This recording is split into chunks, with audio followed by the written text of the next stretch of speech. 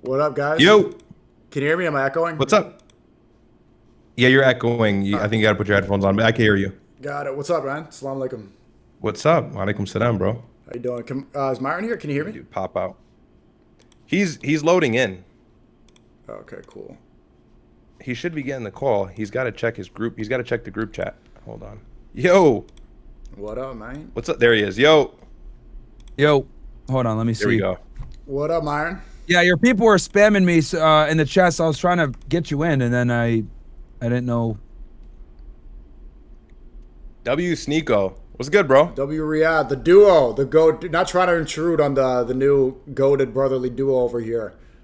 That's all good. What's up, man? What's up? Nice shirt. Oh, thanks, man. It's a batik. It's straight out of it's Indonesian, not Malaysian, apparently, but they have their own beef about who started it. It's not my issue. Southeast Asian drip. I love it. Yes, sir. How was Professor Zhang? I think it went great. I think it was people are saying it was their favorite interview so far. I thought there was a Matrix attack. Something I think somebody tried to DDoS or shut down my stream. It randomly went down for like 5 minutes right in the beginning of the interview, and it wasn't my internet. It wasn't my system. But you guys are covering the news, right? Yeah. we were laughing at Trump a little bit. Sneako, bring your volume up a little bit. Your input. It's a little low. Okay, let me fix it. Yeah, I saw some new things from his Truth Social. Am I better now? That's perfect.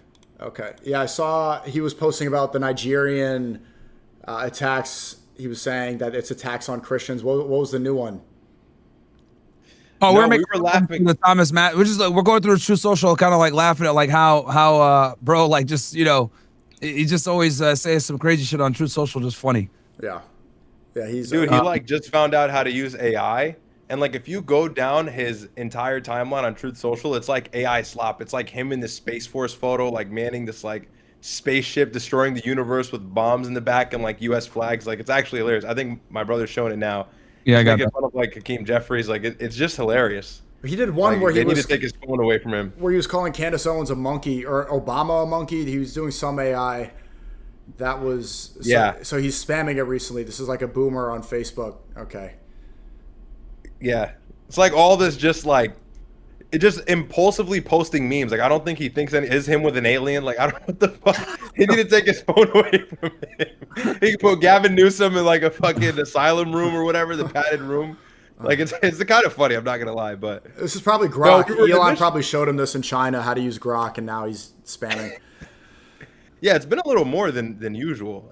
I really was like, yo, this is a lot of AI slop. I was going down the timeline, but no, this is all stemming from his meeting in China and stuff. We were talking about Rubio's interview.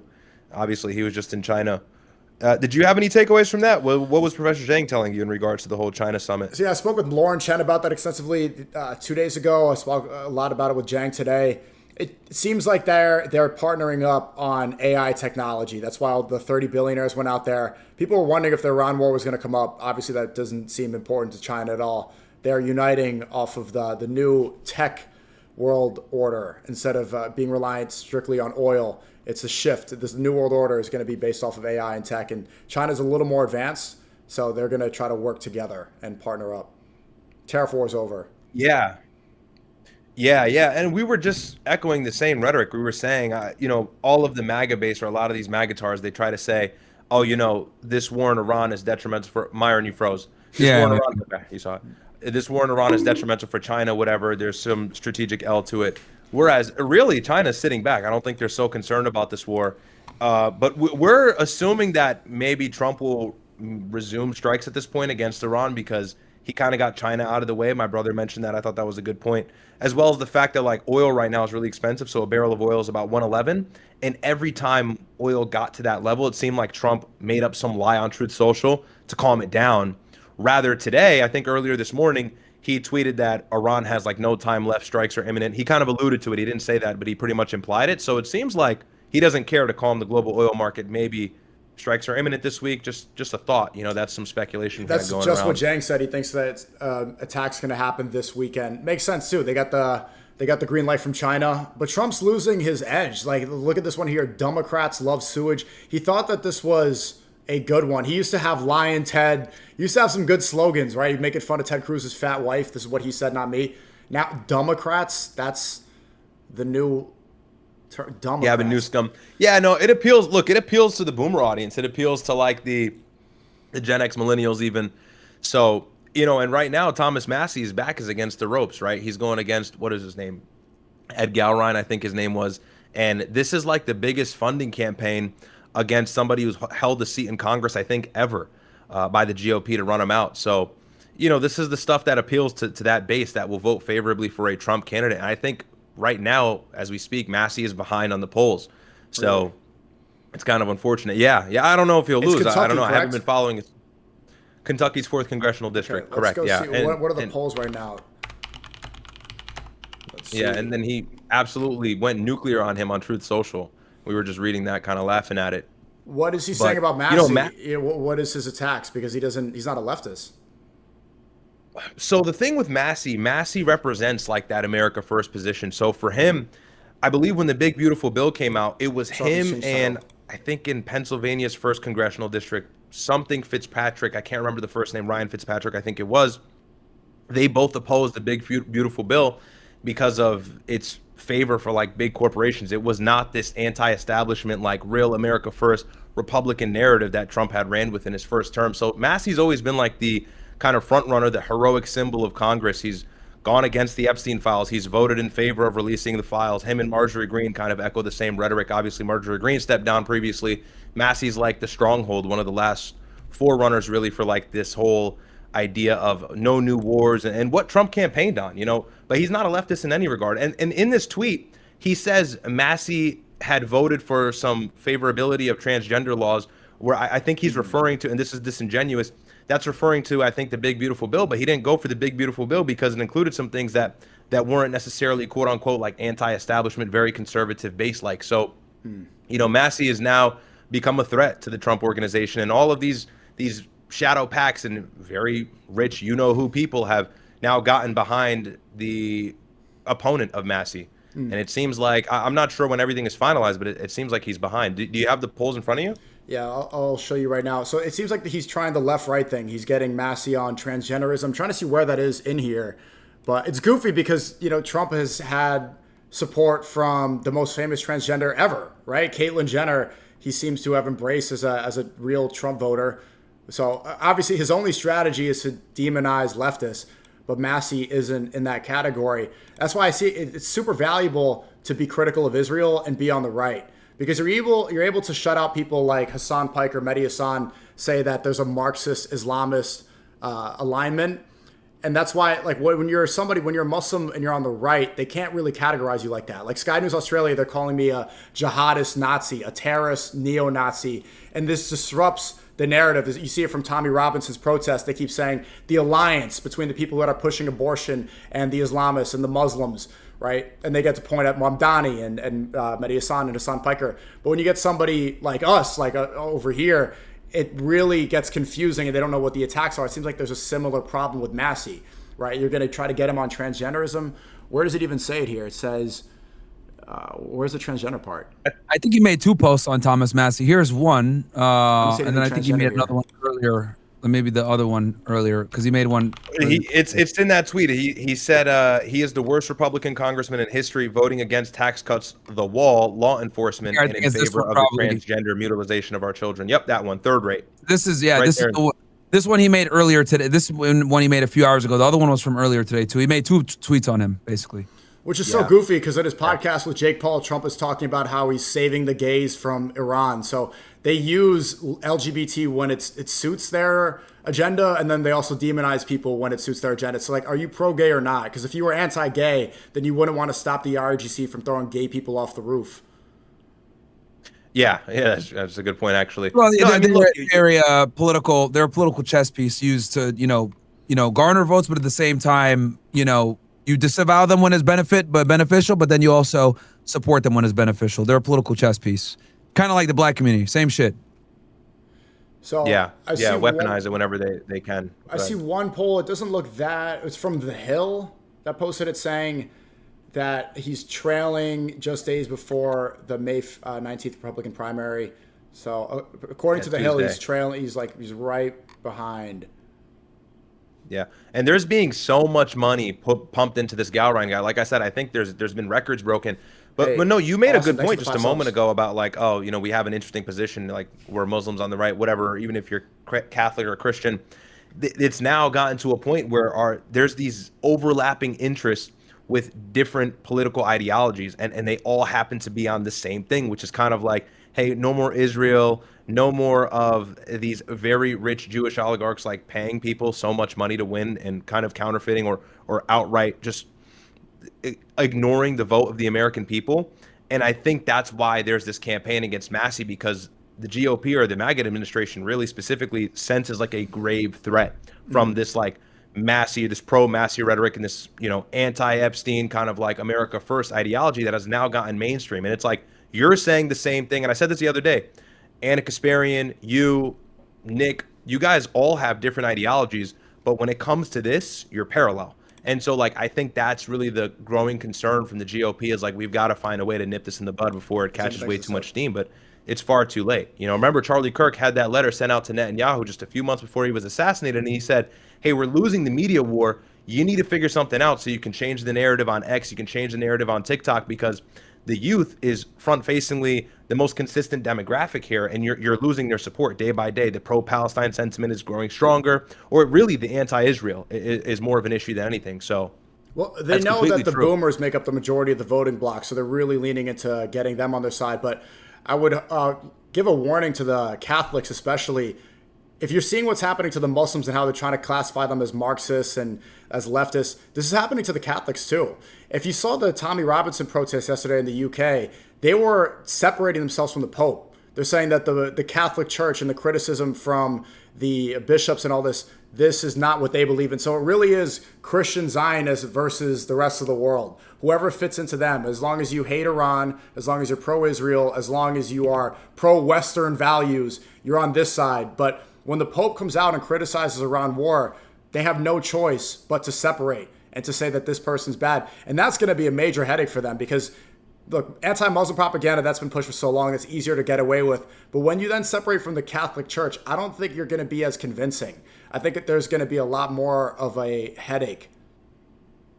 Yeah, 100%. That was maybe one of the final nails in the coffin for the GOP, like going against the Pope and the Catholic. And Marco Rubio, I think, traveled over to the Vatican and tried to repair some of that issue. But, you know, it's futile. You know, what's done is done. And now there's a guarantee that they're going to suffer some sort of crash and burn, likely in November, and some seats will flip in the House. So it's the result that everybody's expecting from poor decisions. But the Iran war was probably the final one. But the Pope has always been based like, he's always spoken out against the genocide. He's always been adamant about the issues, or the previous Pope, I believe, was always adamant about the issues in the West Bank. And so, like, he's always been really based, and unfortunately, that goes directly against like the whole mainstream Republican narrative, which is to support Israel regardless of whatever they're doing. And that concern is growing every day. That's why JD Vance is struggling. Like, JD Vance, to me, in his campaign efforts, when he's at these like TPUSA events and talking to the youth, he is literally struggling to try and straddle the line of being for Trump and acknowledging that this war is beneficial, but also being America first and like based in the front runner for a new America and prioritizing the youth. And so like he has conflicting interests and he has to kind of pick a side. One side means, yeah, he'll earn the favorability of the populace, but then that will seize all the donor money that's actually going to prop him forward for a legitimate campaign in 28. That's why I think maybe even Rubio, this guy who's coincidentally on the screen, Rubio might actually have maybe a better chance. That's where my thoughts are. That's why he's not involved in negotiations. Exactly. Yeah, he's kind of staying out of it. He's the Secretary of State. He should be the one doing these negotiations. Why the fuck are Jared Kushner and Steve Witkoff going? Like, they're not. The Secretary of State is the foreign face for the United States, and he should be the one running these negotiations, but he's not. Because I think it's because he knows that this war is wildly unpopular, just with the base as well. So, I mean, the only people that really support this war are idiots and Zionists. So it's going to be interesting when they campaign in 2028. Like, they're going to have to concede that this war was a mistake. And I don't know how they're going to be able to do that because everybody knows, and we'll have even more clear 2020 hindsight in 2028 that this war was catastrophic. So we'll see how they campaign on it with the Republican Party, because they're going to have to denounce this war. Or at least if they want a chance of winning. So what did Rubio say in this interview? I saw he was on the private jet and he had... we're reacting to it. We can play it.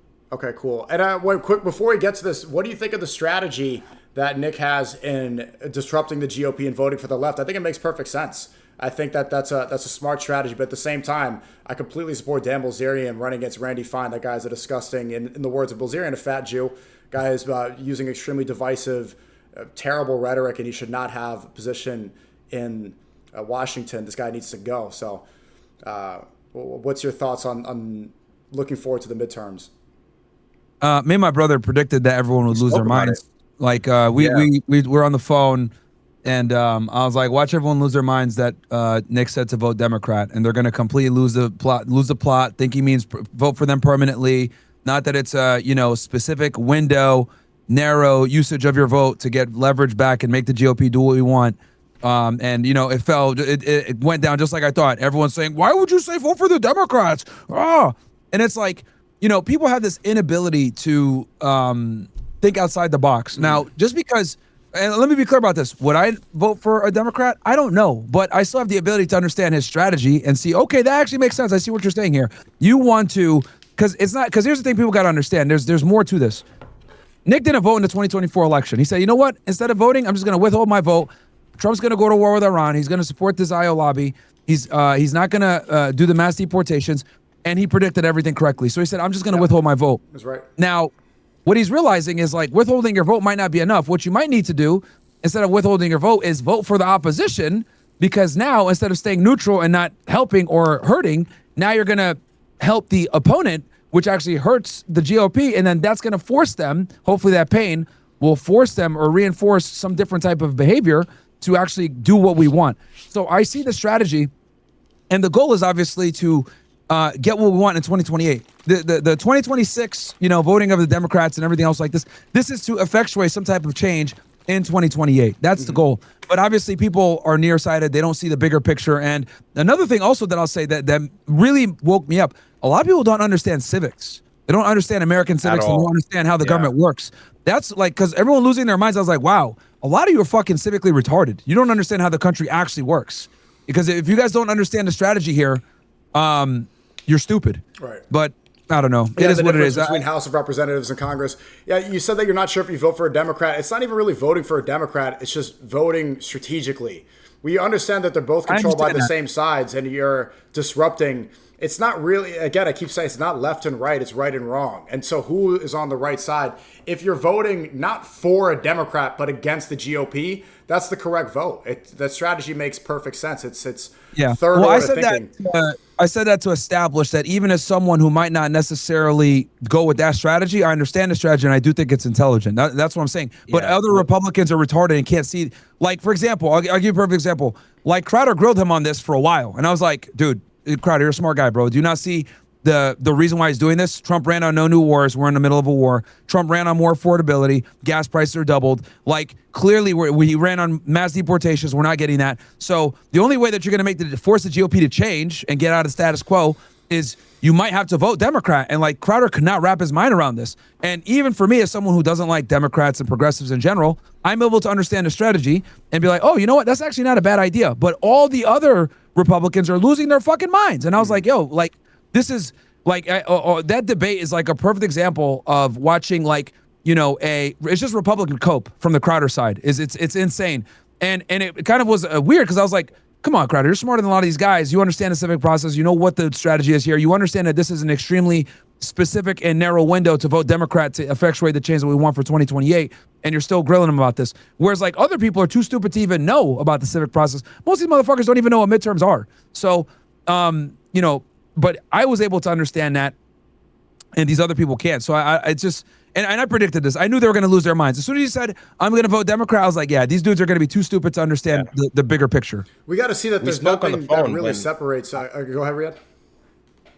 No, I was just going to quickly say, no, when I saw the clip on X, I spoke on the phone to my brother, and we were like, yeah, everybody's going to go ape shit. And literally the next week was like a full-on attack.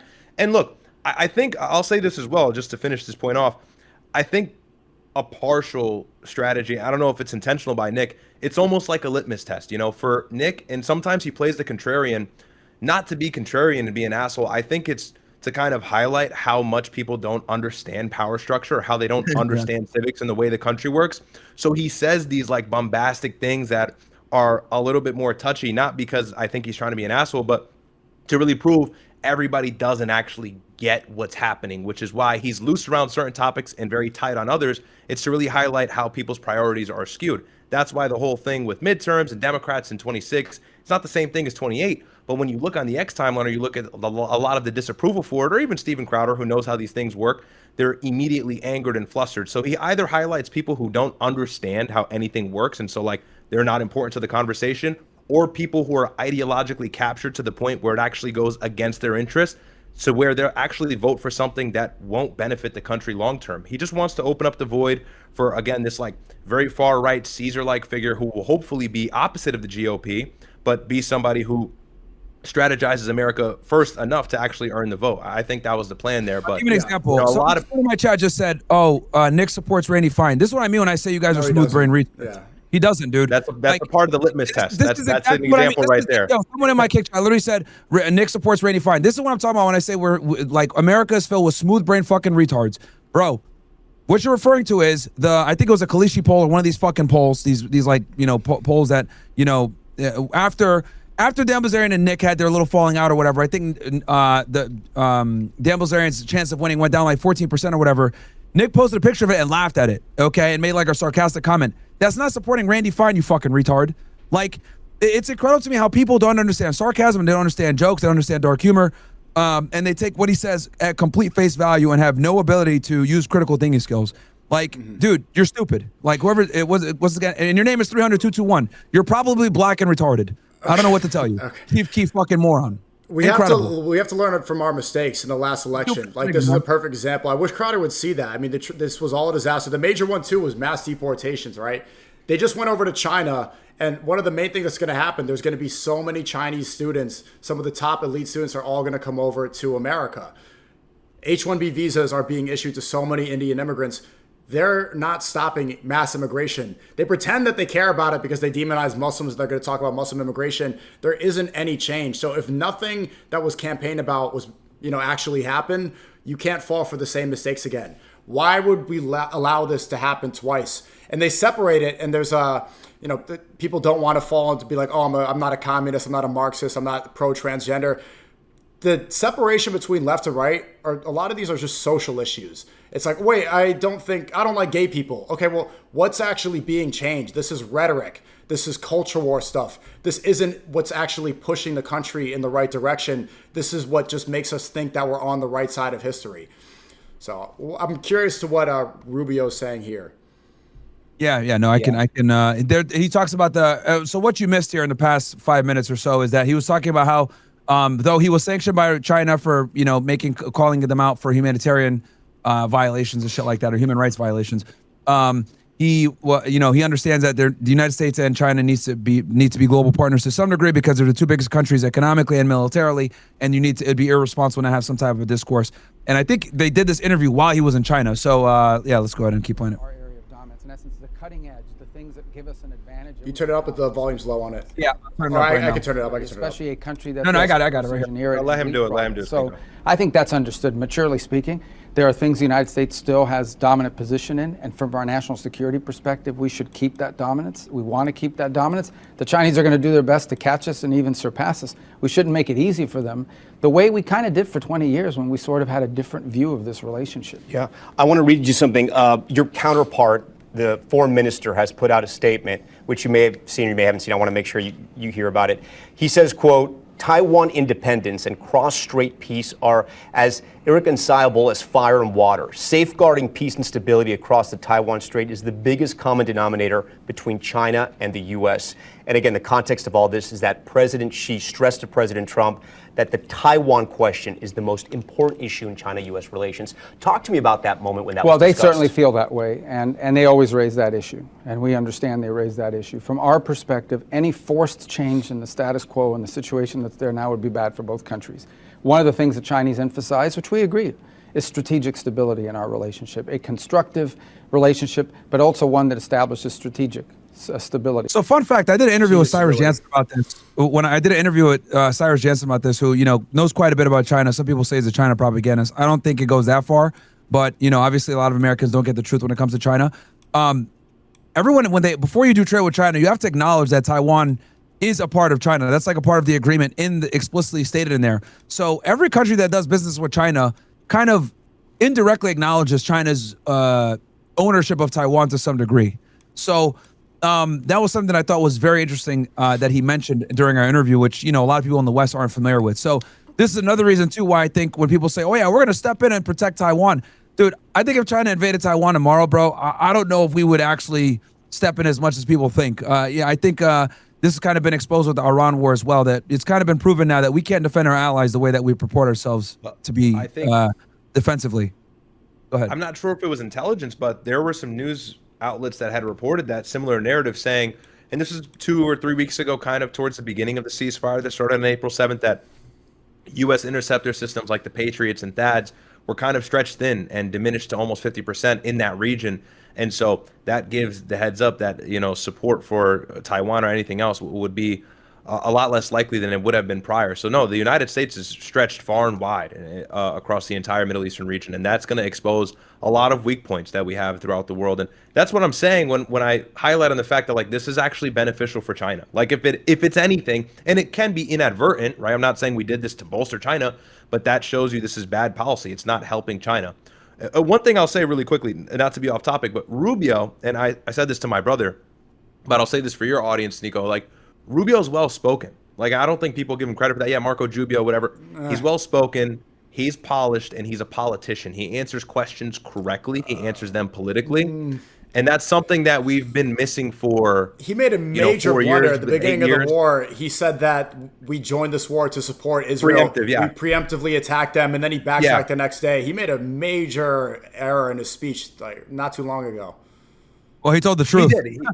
He did. And that was the error. You should not have played the hand, because then you forfeited the narrative that we're there to free Iran. He said something here too, which Zhang brought up. It's the idea of strategic stability. This seems to be China's new approach. And it mirrors the approach that we have in our military doctrine, which Hegseth is saying peace through strength. And it seems like they came to an agreement where, okay, divide and conquer is the method. This is how we maintain the petrodollar. The Chinese economy is intrinsically tied to the American economy. So there's some sort of agreement where, okay, the China empire and the American empire, we both can do our thing. We can start our wars as long as there's peace through strength, strategic stability, meaning we are not going to interrupt each other's wars. We're not going to get away of the foreign policy. We're going to cause our conflicts, and it's going to be peace through strength, strategically allowing conflicts that benefit and grow the American and Chinese empire. And what they have in common is the common interest to shift to a tech empire and to grow AI and to have a surveillance state. Although we demonize China for communism, this is clearly going to come into America as well. That's why you have Elon Musk, Larry Fink, and all these tech people here. That's how they came to an agreement. It's like, okay, we're not going to get in the way. China will interrupt the Iran war. U.S. won't get in the way of Taiwan. Strategically, peace through strength. The stability, no one will interrupt each other. Yeah, and then this is a one-China policy right here. Diplomatic framework used by countries like the U.S. to manage relations with both the PRC and Taiwan. Essentially maintains strategic ambiguity by acknowledging Beijing's claims over Taiwan without officially endorsing them. So, you know what I mean? And this is obviously not very well known in the West, but bro, we already covertly acknowledge their ownership, for lack of a better term, over Taiwan, right? And that's why we're able to do trade with them. And everyone has to acknowledge this if they do trade with China. So this whole oh yeah, we're gonna come in and defend Taiwan, blah blah blah. It's all a bunch of BS. And the other thing too is especially now, we can't do it. We just moved a bunch of our our hypersonic missiles out of the area. We moved a bunch of our Patriot batteries out of there to the Middle East. So if China were to attack tomorrow, we wouldn't really be able to do too much, bro. We've completely moved a lot of our military assets out of the region for Iran. So yeah, it's a whole bunch of posturing. And think about it. Iran is a weaker military. I think they're the 16th ranked military in the world, and we're barely able to protect our allies from them. Could you imagine trying to protect our Taiwan from China, who's on par with us militarily to some degree? What? It would never happen. So it's just people need to get a dose of reality and understand that we do not have the ability to protect Taiwan this way that we claim, so that we don't have misunderstandings that could lead to broader conflict. And so we always reiterate the point. We hear them when they say this. we always respond by saying anything that would compel or force a change in what we have now would be problematic. And we would certainly, our policies on that have not changed. It's been pretty consistent across multiple presidential administrations and remains consistent now. Did President Xi request to President Trump not to sell weapons to Taiwan? Well, that topic has been discussed in the past. It did not feature prominently in today's discussion. We know what their position on that is already. Remember, Congress plays a role. Yeah, they don't like that. In that process as well. And we have sold them weapons in the past. That's existed as recently as December, which they were very upset about. And that's a big reason why China sells weapons to Iran. And that's a decision the president gets to make as Congress appropriates and as Congress decides what to do with those topics. We will respond accordingly. But nothing has changed in the way the U.S. views the relationship with Taiwan. It will defend Taiwan, as has been. Yeah, U.S. policy on the issue of Taiwan is unchanged as of today and as of the meeting that we had here today. It was raised. They always raise it on their side. We always make clear our position, and we move on to the other topics. We know where they stand, and I think they know where we stand. Do you think China wants to invade Taiwan? Well, I think China's preference is probably to have Taiwan willingly, voluntarily join them. In a perfect world, what they would want is some vote or a referendum in Taiwan that agrees to fold in. I think that's what they would prefer. Ultimately, there's already a political party that's super pro-China that's more than likely going to probably take power. So, like, you know, this whole argument when it comes to China, Taiwan, etc. It's kind of, I don't want to be like an asshole or whatever, but it's kind of a moot point, bro. Like, it's kind of a waste of our time to even get involved with it because there's a significant amount of political pressure and an entire political party that wants to be aligned with China. Featured prominently in President Xi. It has quite a bit of support in Tehran as well.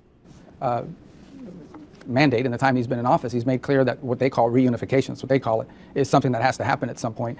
We think it would be a terrible mistake to force that through force or anything of that nature. There would be repercussions for that globally, not just from the United States. And we kind of leave it there. That sort of ambiguity is what I think has defined the way we characterize this issue. And the reason being strategic ambiguities. We don't want to see conflict. We don't want to see something disruptive happen because I think it would be very disruptive for the world and for both countries. I know you're watching China. You don't think they're ramping up their military to do something in Taiwan? Well, I think they're ramping up their military in general. The pace of growth in the Chinese military over the last 10 years has no precedent. None. Oh yeah, really important. When Trump was there, and they had that little ceremony or whatever, China was absolutely doing that to flex their military. I don't know if you saw them having them march in unison. I'll pull the clip for you guys here in a second. Just what they've done with their Navy alone over the last, they put billions and billions and billions of dollars in their system. So it's, you know, you look at it, I mean, it's hard to ignore how fast and how big. So I don't think it's just limited to Taiwan. I think they have ambitions to ultimately be able to project power globally the way the U.S. does now.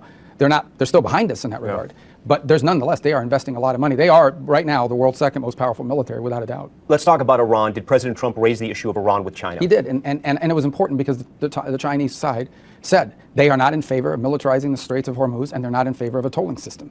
And that's our position. We will never support an Iranian tolling system in the Straits of Hormuz, nor do we think they have a right to put mines in international waters. And so it's good that we have alliance, or at least agreement on that point. I think the fundamental question is, what are we going to do about it? Yeah, it doesn't matter what you think or what you dislike or whatever. You guys basically forfeited that privilege once you attacked them on February 28th. Now they're not going to fucking allow you guys to. Yeah. The Strait of Hormuz will never ever not be controlled by Iran and profitable for them ever again. Taiwan, it's just too expensive. And Ryad, you pointed it out. It's like we don't have the capabilities to protect and to intervene the way we used to. Xi Jinping told Trump, and Trump even repeated it, American empire is in decline. Although we're the world's bully, we don't have the capabilities or the money to invest time into Asia the way we used to. So you kind of just have to forfeit that region and let them do what they want and just concede.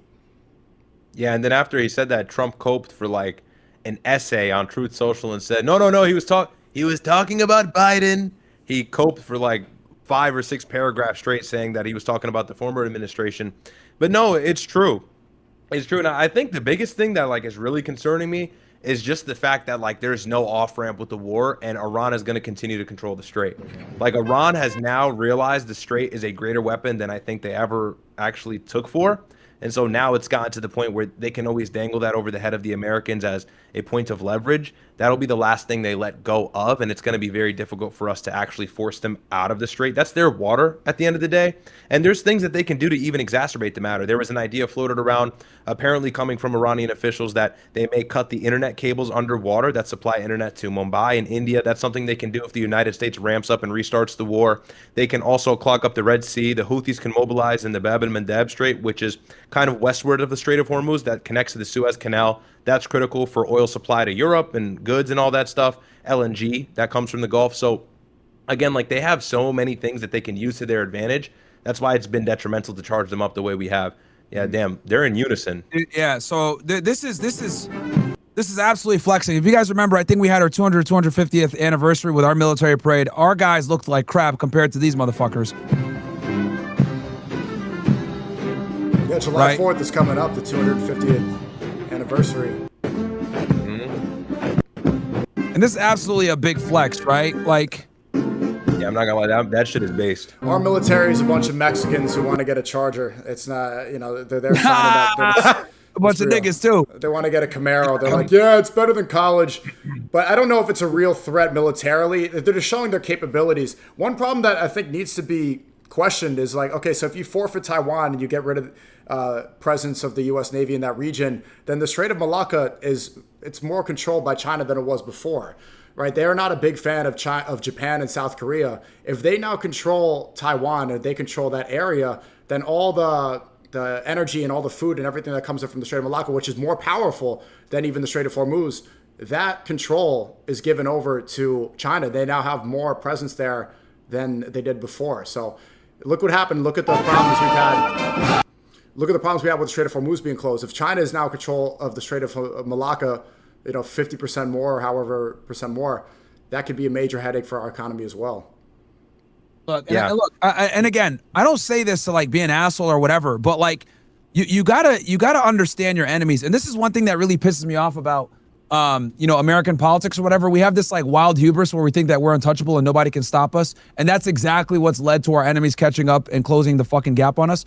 And we need to be a bit more serious and assessing our adversaries or respecting our adversaries. I mean, look at Iran right now. We're having a whole bunch of fucking difficulty with subduing them, and they're the second weakest military. They're the second strongest military in the world, and we're supposed to be number one. And we can't even get them. We can't even get the Strait of Hormuz open. So, like, look, this is from one of the parades, right? This was, and then, hold on. All right, so we'll look here. Here's China. Wake up!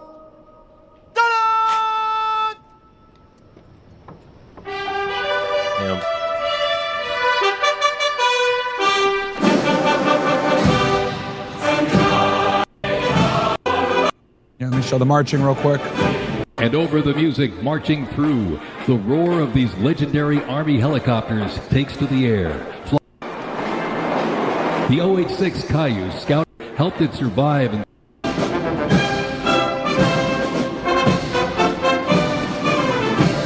So here's our guys marching, right? This is from the last parade. Bruh. Right? No aura, unfortunately. Right? Aye.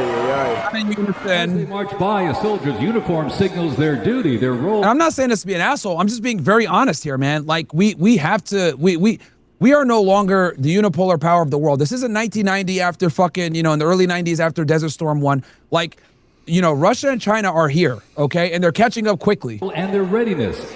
And yeah, that stuff matters symbolically. That stuff deeply matters. Like you have to respect your enemies, dude. Like and function across the force. So, like look at this shit. Inception. From parachuting behind enemy lines on D-Day to leading helicopter assaults in Vietnam, the 101st redefined modern warfare. In the 50s, the Screaming Eagles. And then you compare it to China, right? Bruh. Mogged. Brutal mogged. That's pretty big, I'm not gonna lie. And look, let me be clear about this. Does this mean that they're a stronger military than us because they're marching in unison and we're not? No, of course not. We have a lot of capabilities that they don't. I still think we're the strongest military in the world. But what I am saying is that gap is slowly closing, and we need to be cognizant of that and move different. I mean, look at this shit. I mean, look what's happening right now in Iran. The biggest detriment to this war has been the fact that. And for the idiots that might try to sit there and say, oh, well, you guys are being anti-American in this assessment. No, we're actually being very pro-America because we respect our enemies and don't want this country to fail, right? It's the fucking coping idiots that have this level of hubris, which is what gets us into trouble. If we were honest, right? For example, let's say I was in fucking Donald Trump's cabinet. I would have told them, hey, bro, this isn't Venezuela. You're going to invade Iran. It's going to create a fucking problem. They are a very capable military. You're underestimating them. No, I'm going to do it anyway. Did it anyway. Now look at us. We're in a fucking political quagmire. People are paying twice as much for fucking gas because you underestimated them. He did not understand. He did not think the ballistic missile capabilities were that high.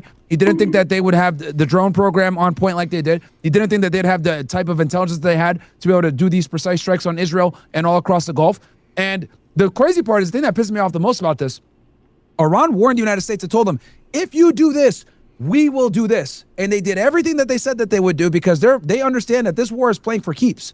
So when I see, Trump chronically fucking underestimating our enemies, and then we have to foot the bill for it with double the gas prices, higher cost of living, other objectives not being achieved in the United States like mass deportations, etc. Keep in mind, he stopped the mass deportations to build the political, I guess, will and resolve to push this war. People forget that. He pulled out of Minneapolis. He pulled out of a lot of these blue cities, these sanctuary cities, doing the mass deportations to create the political resolve to go into this fucking war. That's why a big reason why I stopped the mass deportation. So you're stopping things that we need to work on domestically to focus on a foreign optional war with an enemy that you grossly underestimated. And now you thought it was going to be done in 96 hours. Now we might go on to fucking 96 days. Who's paying the cost for that?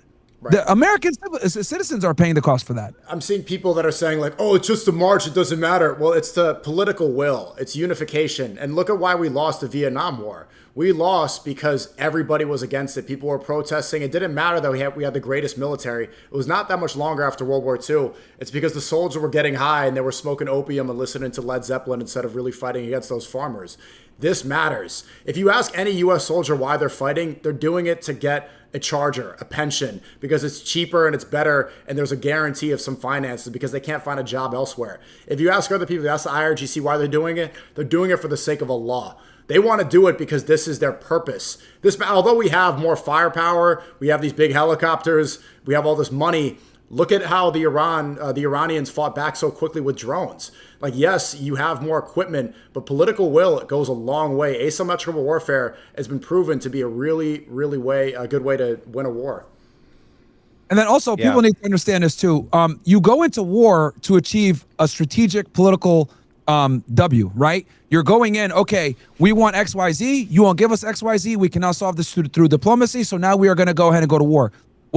And this is the thing too, for all the idiots out there, the Fox News morons that don't remember, there were three main things that Israel and the United States wanted from Iran prior to the war. They were, number one, not funding the proxies. Number two, decreasing the capabilities of ballistic missiles to 300 to 400 kilometers so Israel would not be in threat. And then finally, no uranium enrichment whatsoever. Those were the three things that they said they needed in place to not attack Iran. Iran said, go pound sand.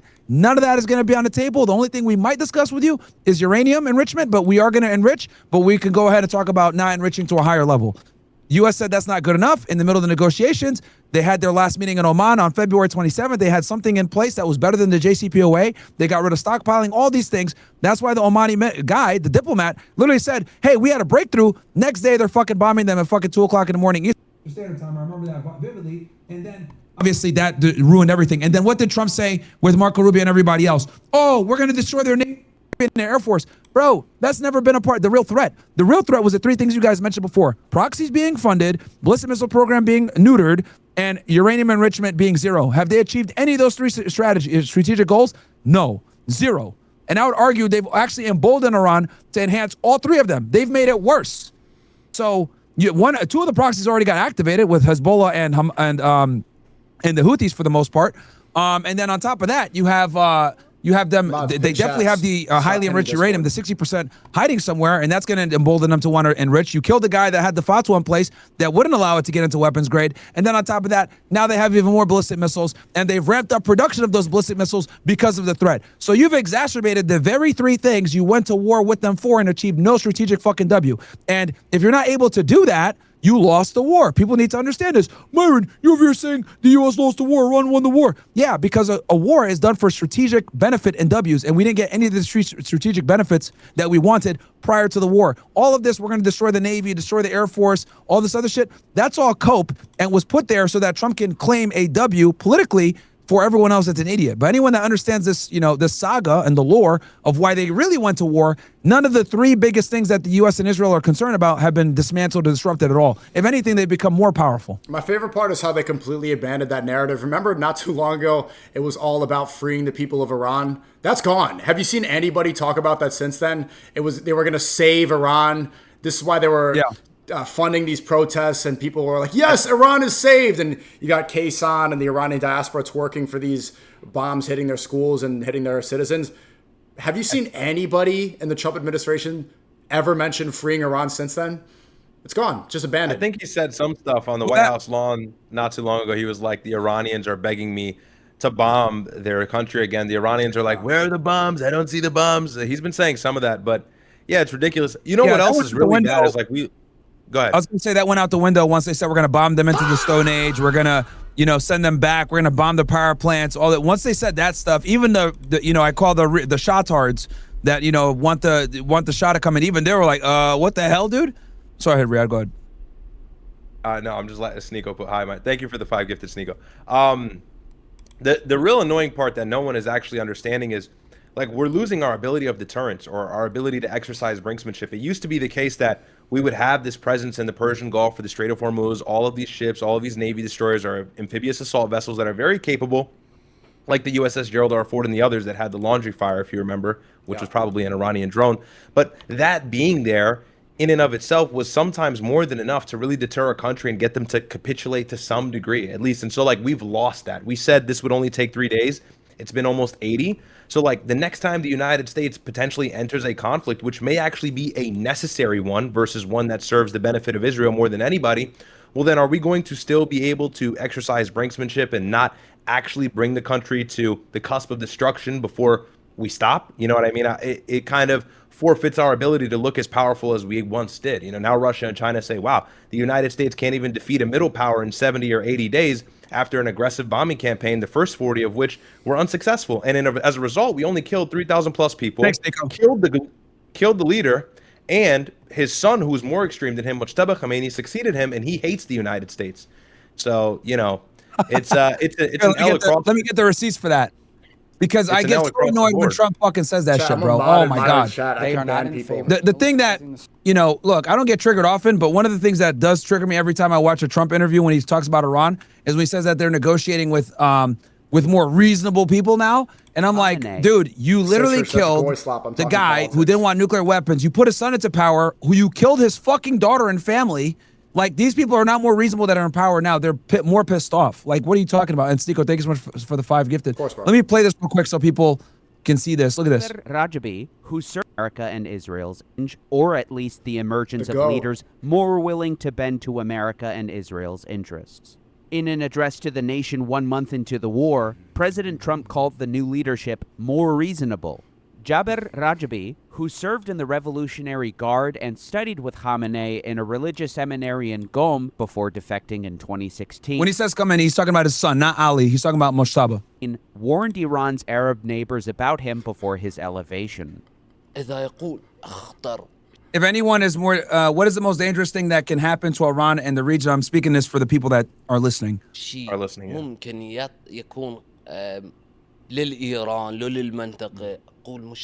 answer is Mujtaba Khomeini. This is a guy that studied with him, knew him very well, and he said the most dangerous thing that can happen to Iran is Mujtaba Khomeini. He said this in April of 2025. This is before the 12-day war, guys, by the way. That guy looks like the Tinder swindler. He does. His son, Mujtaba Khomeini, is 1,000 times more dangerous than Ali Khomeini. This guy's Arabic is pretty good, by the way, for an Iranian. Aside from Khamenei, I understand him clearly. Pretty good Arabic. But yeah, no, I mean, so this guy knows him personally. What is he saying? This guy is way worse than his dad, right? And then Trump is over here lying to the people saying, yeah, they have a more reasonable leadership now. He's only saying that because most Americans are too retarded to actually look up who's the leader of Iran. They might say, who's the president of Iran? See Pezeshkian and think that's the guy that runs the country. No, buddy. The person that runs the country and runs the IRGC, most importantly, is the supreme leader of Iran. And they don't understand this. So Trump is banking on you being stupid. To not know what's really going on. So whenever he says that, bro, I get so annoyed. I'm like, dude, you're lying to the American people saying that they have more reasonable leadership in play. You have a more hardline leadership in play that's going to probably push for a nuclear bomb at this point. So, and they weren't getting a nuclear bomb before. Scott Horton went on Joe Rogan, I think, was it today or yesterday? It was yesterday. Yesterday. You talked about this. That was a really, I listened to some of it and it was really good. And speaking of Mujtaba Khomeini, now that he's in charge, the Iranian demands just seem to be getting more bold. Now they're saying ceasefire at all fronts, lifting of all sanctions, war damages compensation, release the assets, the frozen assets, and then they are now going to control the strait further going. Like, that's it. It's done. The strait is there. So, like, as they've had this new leader in succession of his dead father, their demands are going to continue to remain maximalist and extreme. And that's because the guy is charged up and they're facing an existential threat. You know, they have to guarantee the United States won't do this again. Iran can't afford like another 2 or 3 bombing campaigns. Maybe the first one they survived, and narrowly, maybe one can argue, but this happens 2, 3, 4 more times over. That can really destroy the country for the long-term future. So for them, the most important thing is this not happening again, and that's another maximalist demand. Okay. But yeah, you can keep My playing. Ninja Ryad looks like this Johnny nigga's Smalley. fucking putting some This nigga's been doing this to me for 20 minutes, and I've been trying to keep it together. has no attention span, bro. This guy's no attention span, bro. Oh, Myron, thanks for the 25 gifted. I appreciate you, Juran. I just noticed that because Juran the GOAT. yeah, I was over here donating. I'm like, yo, why is this nigga got me on there and he's putting a bunch of stars on my shit? Juran the GOAT. Nigga, I've been laughing for like 20 minutes because Sneako keeps opening up my fucking camera and drawing a hairline on me. And I'm like trying to lock in. This nigga's Yo, guys, focus up. This is important. Focus up. How are you doing that? How are you doing that? Don't. What is Rubio saying? Let's listen. bro. Okay, whatever. Yeah, this guy has no attention span, bro. The ADD checking in. We have nigga got to do some doodling on the fucking stream. Now before the United Nations, in which 100 and something countries have co-signed. The Bahrainis are the sponsor, but we're strongly behind it and been pushing very hard on it. And it very clearly. All you loser niggas on Sneako's chat that are talking shit, I hope you enjoy the gifted subs, you fucking brokies. I appreciate. They're not talking smack. I'd have these like weird people coming in saying you're Eskimo, bro. Like this is a Matrix attack, bro. I'm so sick of this stuff. I knew you. I could see Myron's face. I knew he saw. Wait, just play Rubio, bro. I'm so tired of this BS, bro. Yeah, Wallahi, I don't want to talk about this.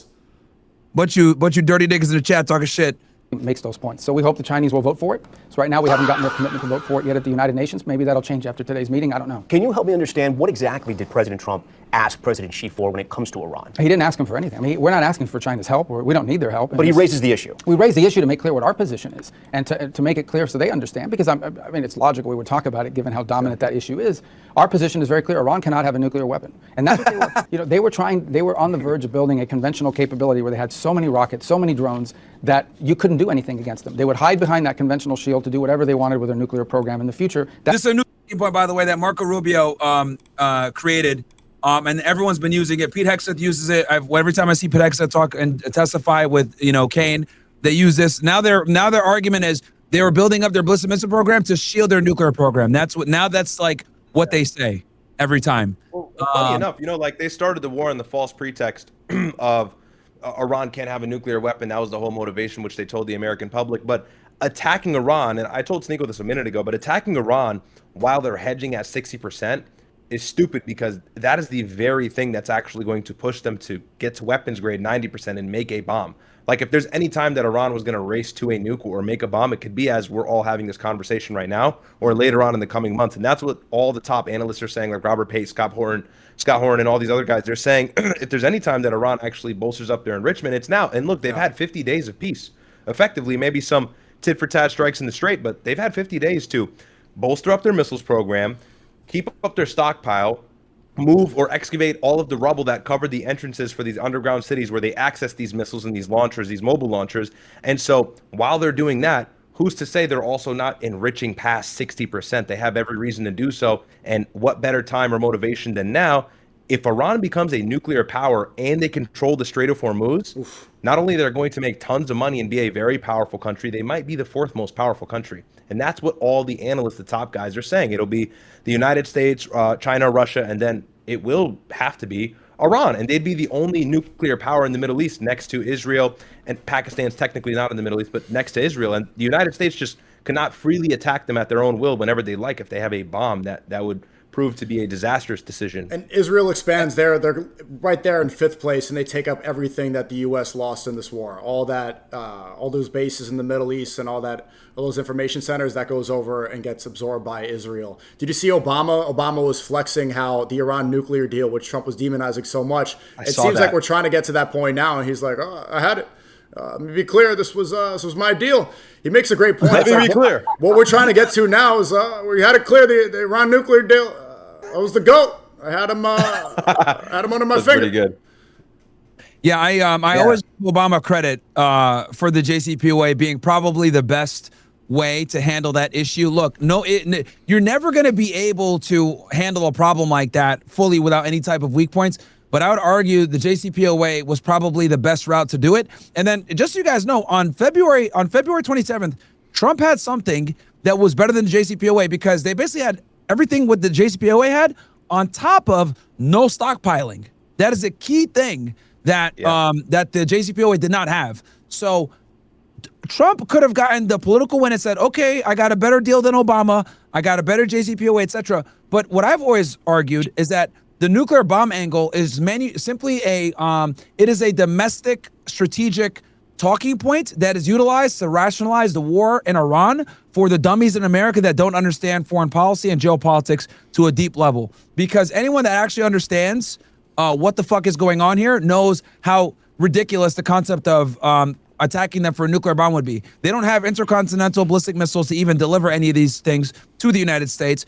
They've always been a threshold state. And quite frankly, the real reason why we say that is because if you say a nuclear bomb, they can't have a nuclear bomb, they're a bunch of crazy jihadis. Well, to an average American that's an idiot, that sounds good. That sounds, okay, we're doing something good, blah, blah, blah. But the real reason that we really attacked them was, number one, to help secure Israel's overall security, because the 6-day war, the 12-day war proved that Tel Aviv was not untouchable. And then number two, we were trying to weaken China in a way by removing some of their, some of their energies, or one of their energy resources, which is Iran.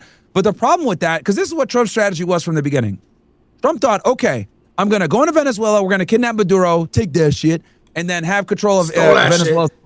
Stole that shit, right? Then he was like, okay, that's going to make Cuba fail, because, and we're going to tell Mexico not to give them support anymore. So Venezuela taking over, we got the energy. Now Cuba is inevitably going to fall. Give it about 30 to 60 days. In that time span, I'm going to go ahead and bomb Iran. Hopefully that'll lead to a revolution. 96 hours, we'll have a new regime in place. Then I come back and circle back to Cuba, now that they're suffering, that they don't have any energy and they have 22 hours of, no power. Boom. We take over. We negotiate with Cuba, take them over. Then I go to China in a position of power, because I control 3 countries that they used to have an enormous amount of influence in: Venezuela, China, and Cuba. And I can go to Xi Jinping and have a position of power when I negotiate. That was the original plan. And for those of you guys that don't know, Trump was originally supposed to go to China late March. That was the original plan, but he had to push it back damn near 2 months because of Iran took way longer than he thought. But the original plan was topple Venezuela, go to Iran, topple Iran, put in a friendly government, then come back, circle back, collect Cuba now that they're suffering with the energy crisis. And then I go to China with all 3 countries destabilized, no influence in our side of the hemisphere. And on top of that, one of your biggest people that you buy energy from, Iran and Venezuela, who you get a discount from with their oil, now I control them. What do you want to do? That was his goal, and he failed. Wait, I just noticed that sign behind you, Myron. You have what says, "In this house, we believe women are dumb, trannies are mentally ill, blacks are crooks, Jews run America, Indians." Wait, can I say, you're on YouTube? Can I even read the sign? Because I don't swear in it, so you got it. It's all insider stuff, so it's YouTube safe to a degree. Okay. Wait, what about whites? You're missing. There's no white people on this one. Whites get made fun of enough. I call them cucks for letting women run them around. Come on, white guys aren't cucks, bro. Bro, the biggest issue that white dudes have is they let their women run all over them. That is true. I'm not gonna lie. Muslim niggas got their women in check. That is my biggest criticism of white men, is they let their women run shit, and that's why this country is failing. Because there's nothing worse than progressive liberal women, bro. They destroy the country. Turn your camera on, Sneako. It was just something was glitching. That's why the president chose to act. In response to that, Iran has decided that they're going to take an international waterway and turn it into theirs and charge tolls for it. We're not going to allow that to happen, and that's why there's a blockade. It's a direct result of what they've done. So if everyone's ships can't get out, Iran's ships can't get out. They can't be the only one that benefit from it. And I think on the issue of tolling and on militarizing, in essence what Iran is doing, the Chinese side today was very clear that they oppose that. They oppose exactly what? They oppose what Iran is doing. I mean, they oppose the militarization of the Straits which an international waterway, and they oppose charging a toll, which is what Iran is claiming. They really don't care, actually, because that's diplomatic service. That's exactly that. Precisely. That's a great way to put it. They could care less because the Strait is not affecting them nearly as much as it's affecting everybody else, and that's because they've been strategic allies for 25 years. So whatever Iran needs to move through the Strait, Iran will make sure that, or China needs to move through the Strait, Iran will make sure that happens, as well as the fact that they've been giving the weapons in the back door to fight against the United States. Arguably, I mean, what would you say, Myron? When that US-15, that F-15 jet was shot down like a few weeks ago, I don't know if you remember that, Sneako. You think it was China? No, I don't think it was China. I think Iran may have utilized some Chinese radar systems. That's something that they've been supplying them for a while. they used a surface-to-air missile. Maybe it was some radar that they used. However, the jet was really low. But all of the they might not even have needed it because the F-15, that's not even a stealth fighter jet. But yeah, they did purchase Chinese surface-to-air missiles and Chinese radars to detect stealth aircraft. So it's very probable that they used Chinese technology for that. So why do you think this guy's all of these an expert military talker? assets? Go ahead. All these military. Yeah. I was gonna clarify that. It's not that. Look, I didn't say he was smart. I think he's a good orator, and I think the bar is really low for Trump.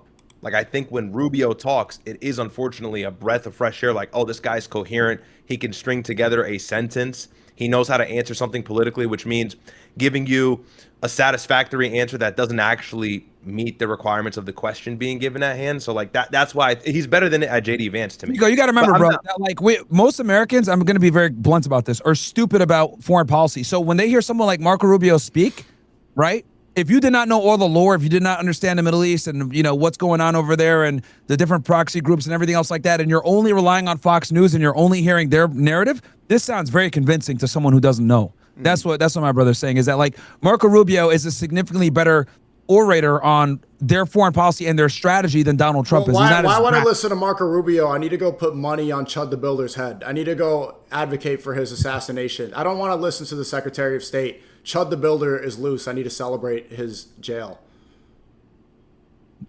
Yeah, I mean, for anybody who actually listens, that's good.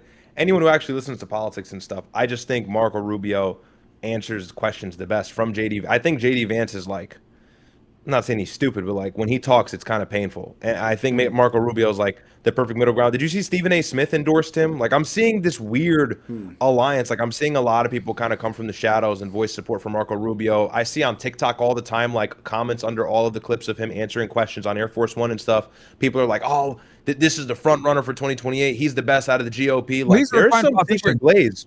He's an actual refined politician, right? He's a good politician. In the game, bro. JD Vance had what, 2 years in the Senate? Marco Rubio has been doing this for a minute. He's ran for president before. I'm telling you, I don't like. I hate him. I don't like him. But don't fans, though. Don't get it twisted, guys. We're not fans. We don't like Marco Rubio. But what I am saying is that he's a better speaker and orator than everyone else in the cabinet. There's a really good speech that did not age well from 10 years ago when he was running against Trump, and he predicts everything that happened today, giving too much power and giving the guy the nomination to somebody who had no experience, who was going to lead with his ego. He called out exactly how the Trump administration was going to go, and now look at him bend over and be a good boy.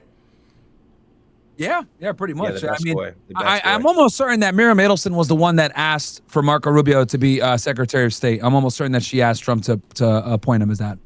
Where ships have to pay Iran to use an international waterway, and now they got to do something. Oh, he's also the only one that that went through a Senate confirmation like smooth, no problems whatsoever. By the way, unlike Kash Patel, unlike fucking Robert RFK Jr., Kristi Noem, who else got beat up a little bit? Pam Bondi got beat up a bit. Yeah. Pete Hegseth got killed. Like, they went after him pretty hard. I remember I liked him. I don't remember if you remember the Republican primary back in 2016. I remember liking Rubio before he started losing, but he was the closest front runner, I think. After Jeb dropped out, after Ted got called Lion Ted and his wife was fat, Rubio was the closest one because he was able to conduct himself in the right way. Yeah, I'm telling you, I'm not saying he's smart. Don't misconstrue that for credit or me. Or not credit, but me endorsing him. No, I hate him. I think he's just another product of the shit GOP administration. But I am saying, like, he's polished. Like, he's polished. Right. Maybe I'm just getting distracted. He reminds me of, like, every Cuban DJ, and his Botox is creeping me out. He looks like Laura Loomer. Like, right now on my screen, it just doesn't look like. Yeah, his face does look oddly tight. That nigga looks weird. Back. It's just freakish. It's really unsettling. Good. I never saw that until you mentioned it, man. Damn. They should vote for our resolution at the UN. Does China agree with the United States that Iran should not have a nuclear weapon? And what they've said is that Iran is signatory to the Non-proliferation treaty, and so therefore they should not have a nuclear weapon. And they reiterated that point again today. Maybe not as forcefully as I'm making it, but they've certainly reiterated that in the past. Today wouldn't the first time. So the U.S. and that is why they have the right to enrich uranium, my friend, according to international law. And that's why they're never going to concede on that. We keep trying to say you guys can't enrich, but, like, bro, because Israel's position is they can't enrich at all, because they look at it like, hey, if they have a civilian nuclear program, that could easily turn into a weapons nuclear program. Kind of came to common ground with the fact that they both don't want Iran to have a nuclear weapon. I just want to make sure we're clear. Yeah, but let me be clear on this. Yeah. I don't know if there's a country on the planet I don't know about North Korea, but I don't know there's a country on the planet that is in favor of this regime and Iran having nuclear weapons. I don't know of any. I think the difference is we actually are trying to do something about it. Other countries are against it, but they're not willing to do anything about it. So I think the Chinese simply reiterated what has been their position in the past, which is that they don't want to see them have a nuclear weapon. The Russians would say the same thing. Right. Certainly all of their Gulf neighbors would say the same thing. That's diplomatic lip service again. That's always everyone's position is like, okay, we don't need more nuclear weapons. Like, you know, that's what it is. But the reality is that let's deal with what's actually going on. Both Israel and the United States are nuclear armed powers, so it's like, and they're both attacking them. So they reserve every right to say they want a nuclear weapon. Yeah, now. like you have to. It's not pro-Iranian rhetoric. It's not we're IRGC. Common sense. You always have to put yourself in the opposition shoes. The United States and Israel just bombed the shit out of you for 40 days. They're playing games during ceasefire talks and bombing your coastline as a result. Bandar Abbas, Keshem Island, all these other provinces that were hit. And now they're saying Trump is not only threatening to end the civilization, he's threatening to send them back to the Stone Age. And just today, he said he's going to start the war back up. I mean, he may as well have just said it. He implied it. I mean, if you're Iran, like, what are you going to do with your uranium? Just look at it and go, oh, you know, I wonder if I can bring this to 90%. And the big insult to injury is Israel has an illegal nuclear program, and they're trying to tell you that you can't have one. Right. And it's hey, wait. It's unacknowledged, and Democrats just proposed a letter to the Trump administration to acknowledge it. And so that's another sign. Democrats. In 2020, in November, seats are going to flip. The Democrats are weaponizing all the talking points the America First people are starving for. I called. They're going to take that to the bank. Sneako, did I not tell you that when Zoran won, that is going to be the new Democrat political strategy is anti-Israel rhetoric? Yeah, Gavin Newsom, he's like playing the fence about it. He was grifting it a little bit, then went away, but 100%. Yeah, you're right to call that out. But what's the pushback? So when they keep hammering home those talking points, they can't have a nuke, they can't have a nuke. Why don't they ever look at America and be like, okay, well, America nuked Hiroshima, Nagasaki, destroyed our ally. Japan's not our ally. We made a lot of mistakes, so many wars. Look at Iraq, look at Vietnam.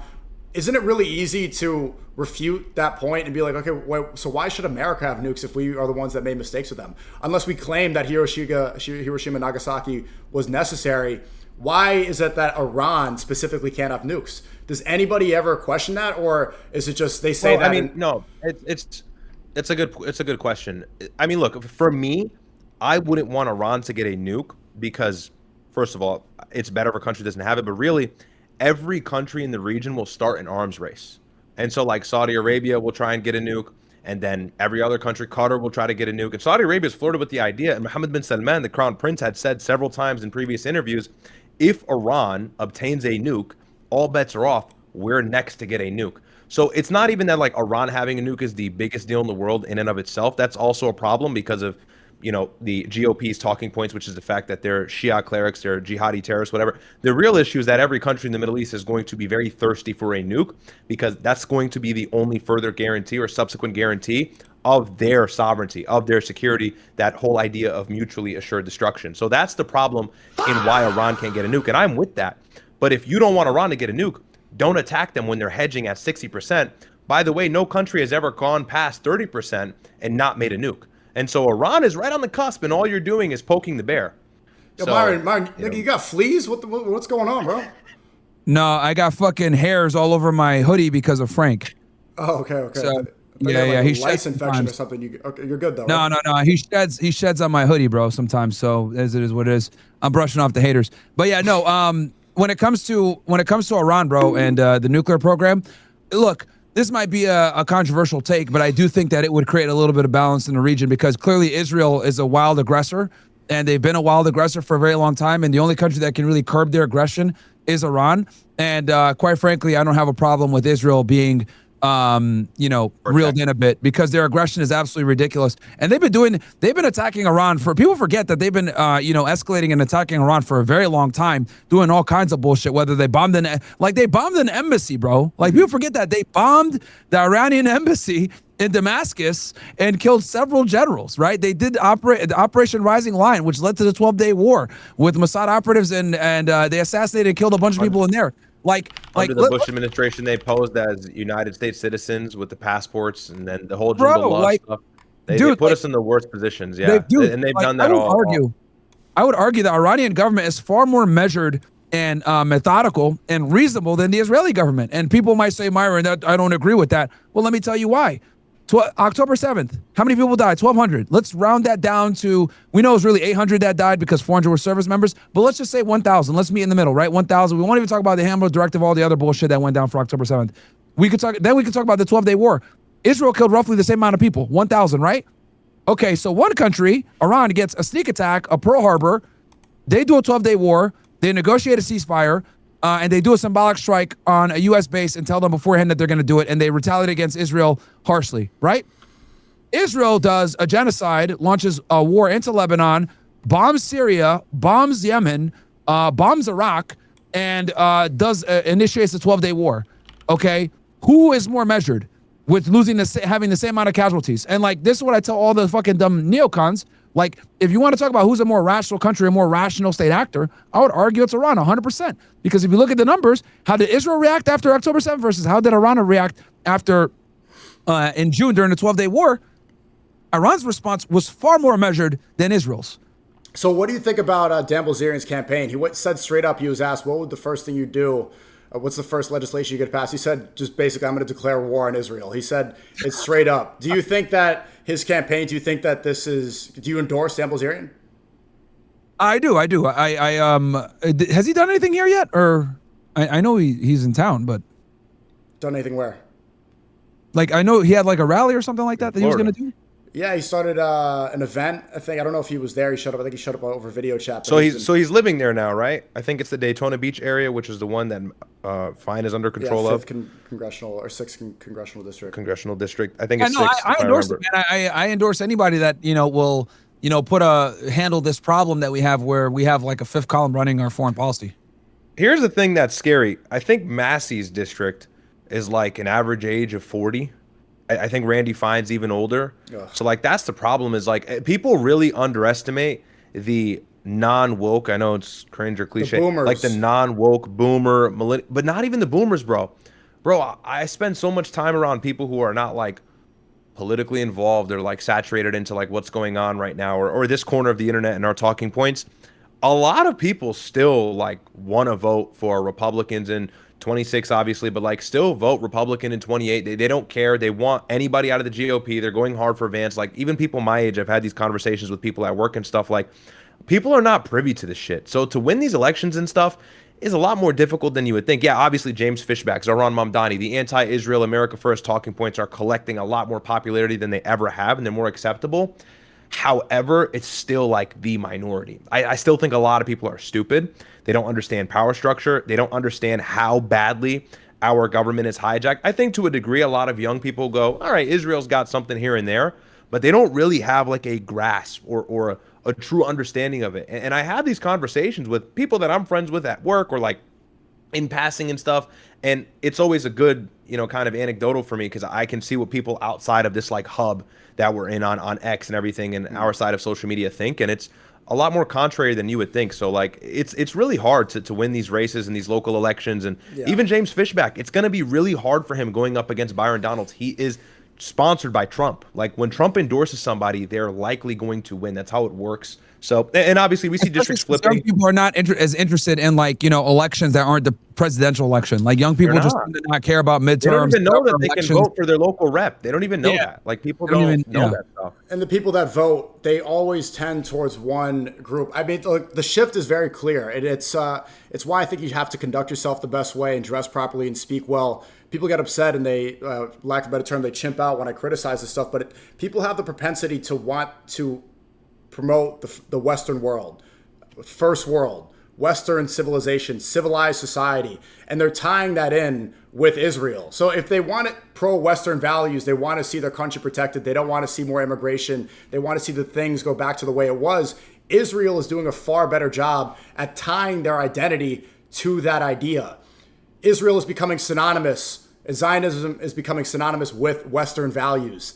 And they point at everybody else and say it's third world. This is third world. This is communist. This is Marxist. This is part of the immigration. And people get tricked and they see the Israeli flag. And although they're aware of the genocide, they want things to go back to the way they were. And their marketing campaign, their Hezbollah, the strategy is to tie themselves to. That's why Netanyahu is going on podcasts and speaking in English, even though when he speaks in Hebrew, it's totally different rhetoric.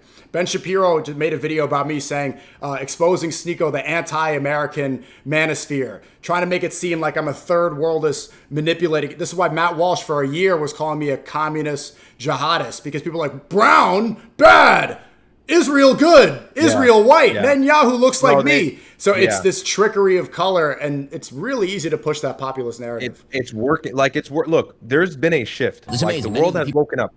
Don't get what I'm saying twisted. We'll watch that. It was funny. Don't get what I'm saying twisted, but the real thing is, like, you're completely right. They've tried to make like this third worldist brown like synonymous with like terrorism, anti-Western values, when really, like, actually, if you look at the numbers, people from Western Asia, like Arabs, they actually kind of assimilate pretty well.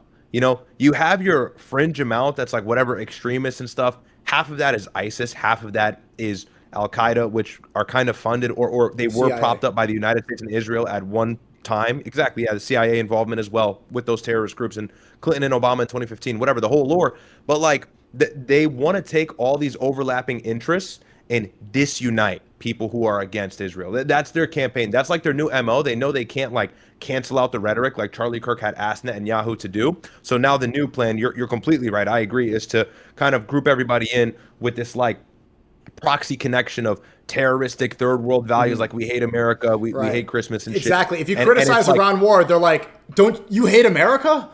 Why do you hate America? Have you noticed guys like Adam Sosnick, Shapiro, they're really repping American flags more and more. And then suddenly you see at a protest, they'll tie the Israeli flag with the British flag or with the American flag. This is us. At the beginning of versus them. At the beginning of this war, Patrick Bet-David was going nuclear on people who were against it. And now it's like, okay, so now I'm seeing the situation in Iran, and these guys like Sneako and Myron, and I talked to Myron the other, like, they try and like group us as if, or group you guys as if you're like this fringe terroristic, like crazy anti-Jewish conspiracy group, when really you're just pointing out the things that nobody in the mainstream has the balls to do. But it's very opportunistic for somebody like you or Myron, because if you're not white and you're not Christian, it's like, oh, boom, perfect. Group him in with a terrorist. We'll get rid of his talking points easily with a blanket statement over everything they do, which is terrorism, third worldism, he's brown, goodbye. But when really your opinions are overlapping with fundamental American interest, America first interest, they want to mute that. They really want to silence it. So it's dangerous for them. You're completely right. That's been the new move. Like, Muslims hate dogs. Like, the whole shit, like, they're really trying hard. That's Frank's fault. You know, Frank gave me so much negative PR to this day on my birthday when he pooped on my rug. I still have to deal with that, and now people think I hate dogs. No, that is triggering. If a dog Common shit on my Frank rug, L. Wait, you want to see the short? I think this points it out pretty well. Yeah. Please. My bad. And for those that don't know, that was back in September of 2024 when I had just got Frank. Okay, he was still a puppy. He wasn't potty trained yet. And, you know, I was still training him, and he accidentally pooped on his carpet. But now, Frank, bro, is like trained to a whole other level, bro. Smart as hell. So he's I'm not gonna lie, Frank Moggs is a good looking dog. There's some ugly ass dogs out there, bro. He was only 3 months old when that happened before. So, like, you know, obviously he pooped on the thing. But I taught him, though. He hasn't done that like since. So. Yeah, Sneako's actually shooting Frank right now, so he's no, I would never. I love W. Frank. Wait, and for all the Haram police, just so you guys know, Frank is a protection dog as well as he is a guard dog. He can actually like attack people and shit like that. I trained him to do well. Okay, I trained him for everything, but I had to take him to a police canine to teach him how to like bite on command and shit like that. So I think that was the last thing the Haram police were gonna go at you for. Was the dog. No, they did not, because I looked at it. Oh, L dog Haram. Oh, and it's like, no, bro. They're trolling, bro. They're not actually Haram policing you about a dog. So, but I did play the clip though for that. So he can bite people and shit like that. But sorry, you want me to play this clip, or did you have something you want to show, Sneako? Okay. Claiming foreign influence on President Trump are themselves acting as agents of foreign influence for propagandists of actual foreign regimes. It's pretty incredible, actually. Does anyone feel insulted hearing him say this? Propagandists of foreign regimes. You see that? It's like every accusation is a confession. How are we hearing? Go ahead. Go ahead. No, go ahead. No, it's just how are we hearing about propaganda for a foreign regime from Ben Shapiro? It's like, it's so obvious. It hurts my feelings hearing him say that. Like, his thing is Yeah, so here we go. I could play a little bit of this. But like the thing with Ben Shapiro, right, is like he doesn't realize he got exposed as a main propagandist, right? And that's why Daily Wire's been taking like such an L, because people are realizing like, wait, this guy isn't America first at all. This guy's always been Israel first. Him, Mark Levin, etc. And they all had to come out this way because all the press around Israel was so negative that they had to kind of fight. They had to like kind of jump out and expose themselves. But in doing so, they revealed where their real interest lies. So yeah, this is one of his criticisms, because you talk about Professor Zhang and this Russian guy. Let's see here. Across Eurasia, and this becomes the basis of a new financial system. And this is all plausible, and I think this could be very good. The problem is that this would basically bankrupt America. Okay, so again, the goal here is obvious. China, Russia, with their friends in America, like the Sneakos, and yes, like the Tucker Carlsons, who, by the way, is named by Dugin as an ally. They're linking hands across the aisle with people like Hassan Piker. The left, by the way, has decided that Hassan Piker is the new hero. Ezra Klein, who, again, I'm so disappointed in Ezra as a person, just as a normal, rational human being, for his defense of Hassan Piker. It's crazy. Hassan Piker defends legitimate terrorist groups, like full-scale genocidal terrorist groups. But Ezra Klein found a way. Okay, but let's be honest here. Who's killed more people, the IDF or Hamas? Yeah, it's who's killed more people? Who's killed more people, Hezbollah or the IDF? Like, bro, if you took all the resistance groups, you took, you know, the Hamas, Hezbollah, the Popular Mobilization Forces out of Iraq, the Houthis, the IDF has killed more people than all of them combined. And so who's the real terrorist organization here?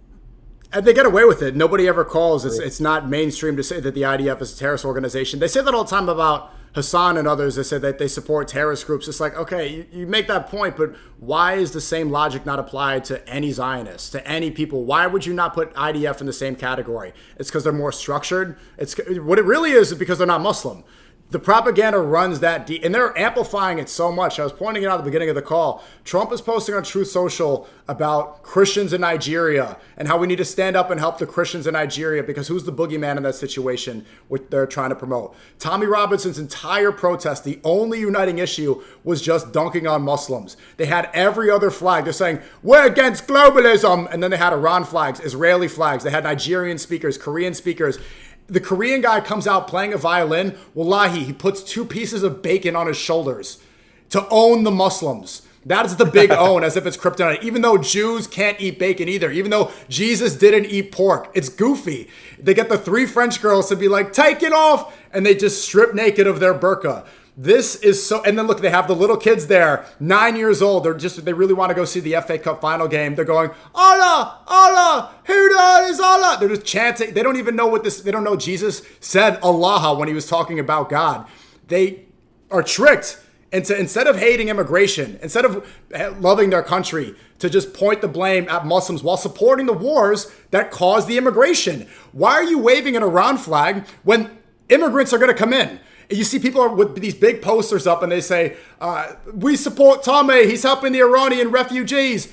What about anti-immigration? What were you talking? So now you want Iranian refugees? Are you pro-immigration or not? The only uniting issue they have is demonizing Muslims, but I don't think it's not going to be as effective as it once was.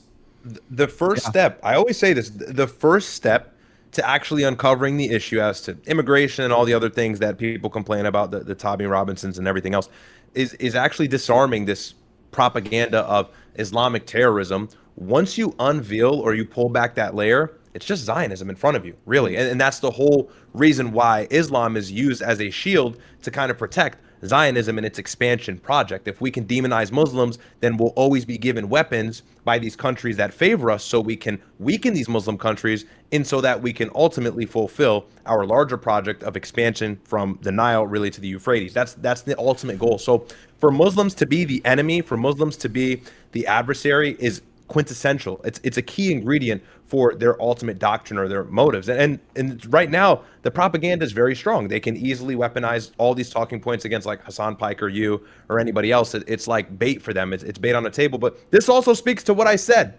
We were talking about this the other day on stream about Chud the Builder and everything, but I was saying when Jake Lang had the Quran inside the pig head and then Muslims are like charging him and attacking him in the streets, it's like, no, don't do that. Actually ignore him. Yeah, like if you ignore him, then they don't have an enemy to fight. If you don't fight back, they don't have a fight. And then once that stops, all that fizzles out. There's no more views. There's no more clickbait. There's no more popular talking points. Iraqi kid punches Jake Lang in the face in Michigan. None of that. Now it's, wait, why is he doing this? And people will be able to peel that back themselves. But it does take a lot of, and I will admit, self-control, because these things are provocative. But if you ignore the antagonism, well, then right there, then you win. The enemy will fall flat on its face. I was reading comments on, I think it was the academics video, and they're like, yeah, nigga, this is why Sneako get attacked in the street. This is why he get punched in the face. I'm like, do you not see that that's the whole point of, you are supposed to ignore this, so because they're calling you low IQ, low impulse control, emotionally vulnerable, and you act out in violence. Yeah, that's why you get punched. Somebody should shoot that nigga. Okay, well done. Well done. The whole point is to ignore them so you don't prove the stereotypes that they think. They are saying that you're low IQ and that you're incapable of existing within the first world civilization, right? So don't play into their hand and start to get angry when a paid provocateur goes out in public trying to get a reaction. You turn the other way and ignore it. Instead, they're like, now we need to put money on his head. Go get that nigga. I'm like, bro, this is such a minor issue, and your cortisol spiking and all focusing on this one streamer who would not even be famous if you didn't give him attention. If there wasn't any reactions, this guy wouldn't be popular. But they just get but slavery. I'm like, oh my god, bro, do you want to have this conversation? But there's so much emotion tied to it. It's hard to have that. Exactly what you're saying. Academics fan base is retarded, bro. I'll be honest. No, they're not all retarded, but it's just like it's almost seems like a lost cause, bro. Look, you don't have to say it. I will. I went over there one time to explain Middle Eastern foreign policy to these retarded fucking baboon ass niggas, bro. Come on. They're like, bro, they're gonna call me a coon now. Okay, great. What's this nigga talking about the sand for? What's going on over here? Yo, they're retarded, bro. No, they're not. Well, academics did say he's like, I don't give a fuck about He's like, I don't give a fuck about Palestine. I care about issues. That's fine. Nigga, like, yo, like they don't even know Arabic language. Sand nigga, what? Oh. Yo, I'm really not tripping if a non-Arab or a non-Muslim, if you don't care about Palestine, it's fine. Like, that's not, yo, what you're saying is so true. But people will hear you say that, and they'll go, oh, you're removing all the blame from Chud. You're making Chud. And it's like, no, we're recognizing Chud was provocative. He was antagonizing them. Shouldn't do that. Not a good idea. You know, it's slop. It's not the best. I've condemned it so many times, and they don't care. They're like, why are you defending Chud? Why are you defending Chud? What? Yeah. They're not defending, but this is like the density of them. We're not defending Chud. We're just saying when you react, you are giving him exactly what he wants. You are giving the antidote to the cause. Like, you're the means to the end. So instead of reacting violently, which is illegal, ignore him on their end an unfortunate right to say whatever the fuck he wants, because he has that ability. He can say whatever he wants. So it's better for them to ignore him. And I said this ad nauseum, and everybody, I won't do what you did, but I said this ad nauseum, and everybody was fucking shitting on me. So it is what it is. But it's the same thing as George Floyd. If you analyze George Floyd when it happened, then they would say like, "Why are you supporting white supremacy?" It's like, wait, no. Did this guy have a fentanyl overdose? Like, why was he using a counterfeit bill? Wasn't he a violent offender? Wasn't he breaking and entering? Like, and if you question it at all, people just they couldn't even. And this is going to be the same situation where people look back and like, "Oh yeah, I probably shouldn't have crashed out that way." Yeah, it was because I saw a little bit of your album and priest debate with these guys. Like, bro, look, the reason why, like, people, because, look, bro, they try to say some dumb shit like black on black crime isn't real. Like, okay, man, now we're just not even, like, and that's like some stupid progressive bullshit, right? And they're like, oh yeah, it's not real because the reality is that you're more than likely going to be killed by your own group of people. Okay, retard, here's the difference. There's only one community that monetizes it, encourages it, puts it in the culture, reinforces it in every fucking way. They glorify it with gang violence, etc. There's only one group of people that does that, bro. I don't see fucking, Chinese niggas running around like, oh, I triad. And then some other Chinese niggas like, I triad. And they fight and they make rap songs about that shit and create an entire lucrative career. No, bro, there's only one group of people that does that shit, and we know who the fuck it is. And it's like they don't want to deal with the elephant in the room that niggas are retarded. And, going back to what you were saying with the whole academics thing, like, the problem is that a lot of these Wakanda niggas, right? I call them Wakanda niggas, aka baboon retards, aka ape dumbasses. Like, they don't understand that everyone is tired of the bullshit, bro. Okay? People are tired of walking around, having to worry about getting mugged, having to worry about getting robbed, or having to worry about saying the wrong thing at the wrong time, being called a racist. It's like, bro, get the fuck out of here, man.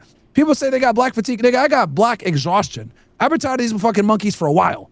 So whatever, man. Fuck it. Like, academics fans are retarded. I wouldn't put any stake in what they got to say. A lot of these niggas don't even know where Palestine is on a map. I'll never forget I was in there talking about fucking the war with Iran. Iran? What is that, nigga? Like, dudes are stupid. Dumb as fuck. What are you talking about, a bunch of sand niggas? Bro, I just want to talk about Drake and Iceman. Get the fuck out of here, you baboon fucking retard Donkey Kong fucks, man. Niggas are stupid. I don't even take them seriously. So, anyway. And I was going to say this really quickly, too. The thing with Ack, he was like, yo, I'll be honest with you, I don't care about Palestine. I think it's important to highlight, like, all right, it's fine. He doesn't have a dog in that fight, I guess. Look, I'm Muslim, so Palestine means something to me. It's a human issue, though. It's greater than being Muslim. It's just wrong. It's a humanity issue. Wallah, it is. Wallah, it's a human issue. And if you don't acknowledge the genocide, you're a piece of shit. But what I'm trying to say is, I don't expect, like, somebody who's black, right, some black heritage person or an FBA, foundational black American, all the terms, to really be invested in like Middle Eastern foreign policy. It's fine. Care about the issues here and care about your people here. I'm not giving people the benefit. But it is. I mean, this is being willfully actually ignorant. It's like, where are our tax dollars going? Our money is being spent on these bombs, killing these kids. It's like, Sneako, the problem is you cannot give people way too much credit, more than what they are due. You expect somebody to be intelligent enough to really discern as to why the United States is struggling to maintain its #1 position in the world and why our economy is crashing all the time and why no president can actually take control of office. Like, a lot of people, I would love for everybody to understand that. I would love for ACT to understand what's happening in Gaza and everything. But like, you can't give people that much credit. They're only going to care about the cultural things at home a lot more. And so that's fine. But even then, when that's the case, ACT is like omitting the real issues. These are academic fans, nigga. These are no, bro. WAC. Yo, these are academic fans, nigga. That's my son. Yeah. The booger. What is that, like $1,000? What is the prom celebration? Yeah. Hey, yo. They turned prom into a wedding. It's like, because... You know what the best part of this shit is? I never hear a male voice. You ain't hear no dads in this shit, nigga. Like, here's some more niggatry. Look at, what is this? Well, it's baby mama culture. There's no more weddings, right? It's like Rihanna and A$AP Rocky, they're not married. It's baby mama, baby daddy. So prom is the opportunity to have a wedding. That's the one. Yeah, bro, and this is perfect timing. What I was just trying to say, or the point that I was trying to elucidate, if you're not going to be concerned about that and you're going to address what's going on with blacks here, address the problems and the faults that we have within our own community, like these things, our over prioritization of materialistic things, like all that bullshit. At least have a word on that. If you're going, I don't give a fuck about Palestine, nigga. All right, do you give a fuck about the fact that we're not earning nearly as much as any other immigrant class, any other people that have been here as long as we have? Like, that's not good. No, I saw a streamer say the N-word. That's what I'm focused on. Yeah. All trivial shit. All trivial shit. Yeah. So I'm not asking you to go crazy for Palestine, but it's like, bro. I've seen hundreds of these fucking prom videos, by the way. I mean, and not just like people have chud fatigue in my chat. There was a reason that we got to this point. It was because I was going to ask you about Nick Shirley. Nick Shirley was speaking at that Tommy Rubenstein protest, and you could see the double standard. There's so many repeated examples. They keep talking about Pakistani grooming gangs. It's like, wait, Tommy Robinson, the organizer of this protest, this guy was found on the Epstein files. Epstein called him a cheap whore. So if you want to talk about pedos and politics, why don't you just look at the person organizing this protest? And Nick Shirley, this was super funny because in his speech, he's like, oh, my favorite issue, I saw some woman with a sign that was talking about no open borders. And you look at her sign and she spelled borders wrong. And I remembered he started his whole thing. He got famous because he was making fun of Leering Center, right? The Somali daycares, and they spelled Leering wrong. Look, they don't know how to leer. Okay, you just talked about open borders. She spelled it board like a wooden plank, like waterboarding. And the hypocrisy is right in front of this guy too. I think there's some genuine aspect to him. But did Nick Shirley, who's now with JD Vance, getting promoted by Elon Musk, who's with this cabal, with this team, he's getting promoted while Tyler Oliveira, who's uncovering fraud on a much more major scale in Lakewood, New Jersey, he gets demonetized from Patreon. He gets banned from Israel. Nick Shirley gets rewarded when he demonizes the Muslims. When Tyler Oliveira calls out the scamming from the Jews, he gets punished. Did Nick Shirley, is he partnered up? Does he know what's happening? Well, when Nick Shirley, they told that he put like expose them all when Tyler Oliveira posted something about exposing one of these scam things run by one of these Jewish groups, and they fucking went after him for that. They went after him for saying expose them all. So like they're okay only when Muslims are exposed, not anyone else.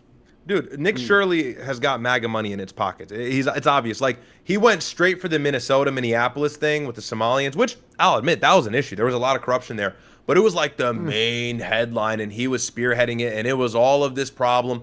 And the thing with him is he's a part of like that weird MAGA unison base. Like, there's all these influencers that the moment like something happens with Trump, they all say the same shit. Like, after the White House correspondence shooting, they all said, build the ballroom, like literally within hours of one another.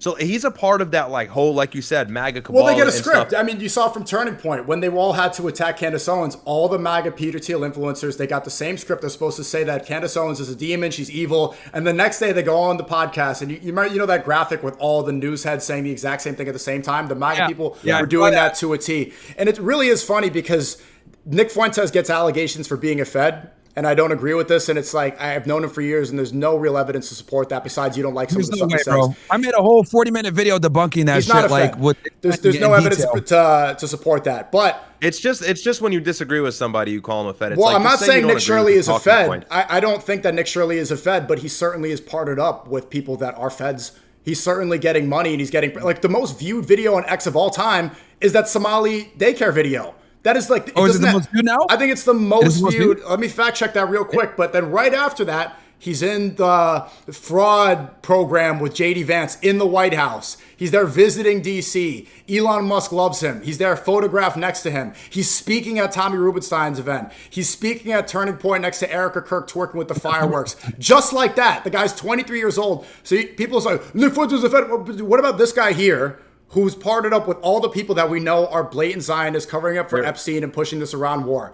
Is there any sort of... I think a lot of people aren't questioning it because they don't want to fumble the collab. They see he's genuine and stuff. And I do too, and I'm not accusing him of anything. But, bro, look who he's around. It's like, follow the money. It's the same thing every time. Let me look it up and see if that's the most viewed video on X.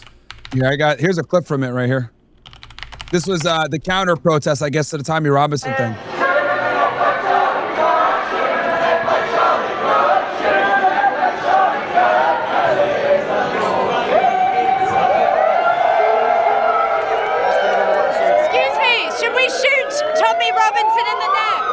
What the fuck? Okay. Get your clip elsewhere.